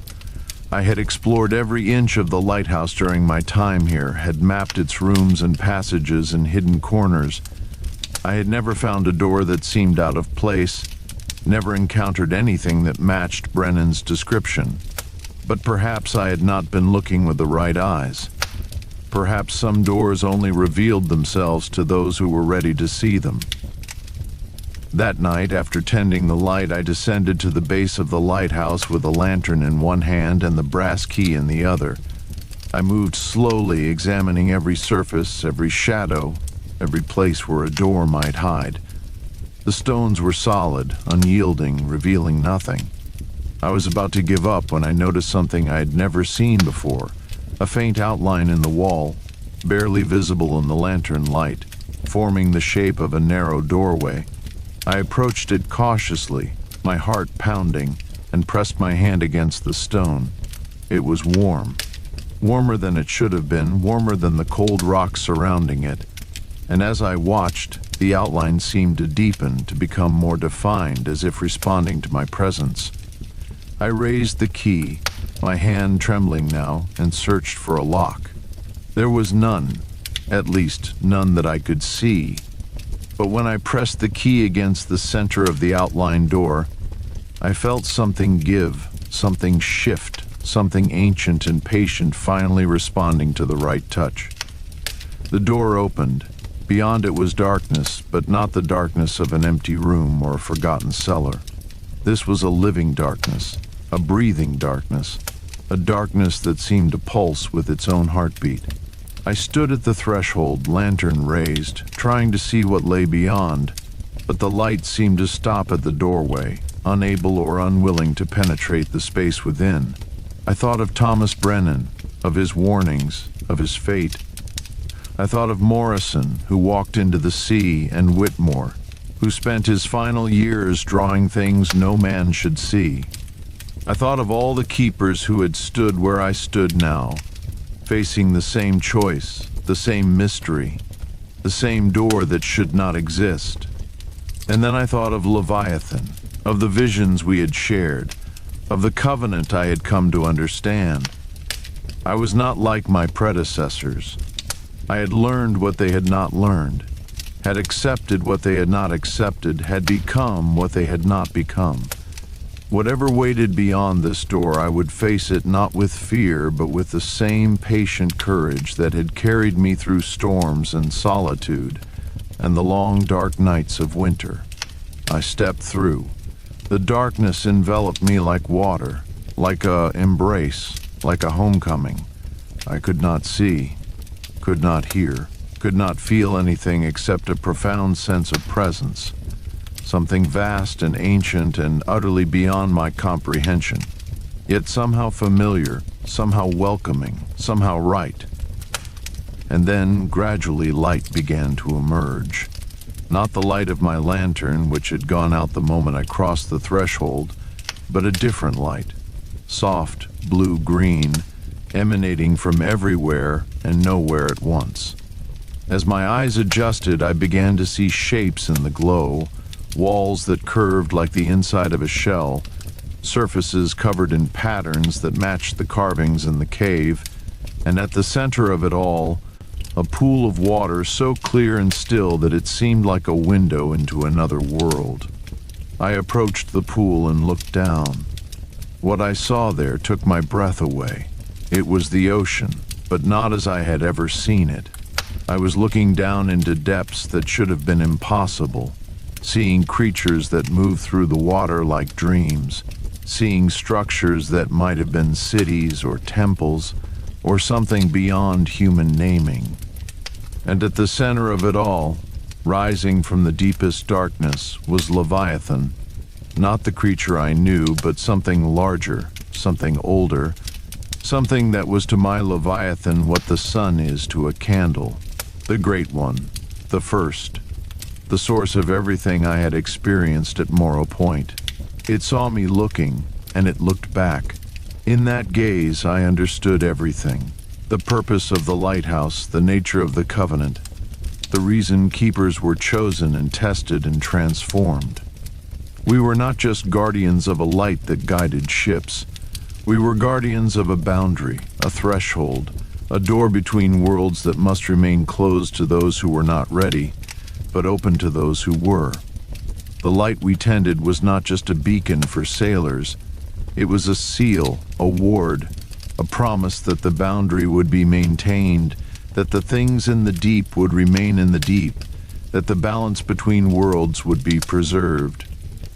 And in return for our service, we were given glimpses of the truth, connections to beings older than humanity, a purpose that transcended our small individual lives. I do not know how long I stood there, gazing into that impossible pool, communing with the Great One in a language that had no words. Time had no meaning in that place, that space between spaces, that room that should not exist.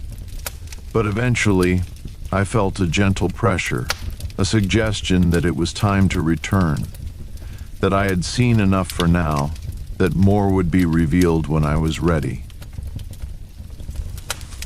Turned and walked back toward the door, which still stood open, a rectangle of ordinary darkness against the blue-green glow.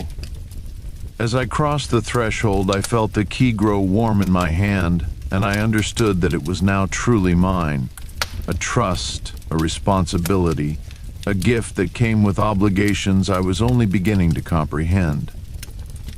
The door closed behind me, and when I turned to look, there was only solid stone, no outline, no hint that anything had ever been there. But I knew now. I knew where to find it, how to open it, what waited on the other side. And I knew that I would return again and again as my understanding deepened and my role in the covenant became clearer. I climbed back to the lamp room as dawn broke over the eastern horizon. The light still burned, faithful and eternal, and I tended it with hands that trembled with exhaustion and wonder. I had crossed a threshold that few had crossed, had seen things that few had seen, had been accepted into a mystery that stretched back to the beginning of time. I was no longer just a lighthouse keeper. I was a guardian of the boundary, a keeper of the covenant, a bridge between worlds. The responsibility was immense, but so was the honor, and I would bear it, as those before me had borne it, as those after me would bear it, until the last light went out and the final door closed forever. I sat at my desk and opened my journal, trying to find words for what I had experienced. But some things could not be written, only lived. Some truths could not be recorded, only remembered. I wrote what I could, fragments, impressions, hints that might guide future keepers if they found themselves standing where I had stood, facing what I had faced. And then I closed the journal and went to the window, watching the sun rise over a world that looked the same but would never be the same again. The sea sparkled in the morning light, hiding its depths, keeping its secrets. Somewhere below the surface, Leviathan swam its ancient patterns, and somewhere deeper still, the Great One waited, patient and eternal, watching over the boundary that I now helped to guard. This was my life now. This was my purpose. This was my truth, and I would not have it any other way.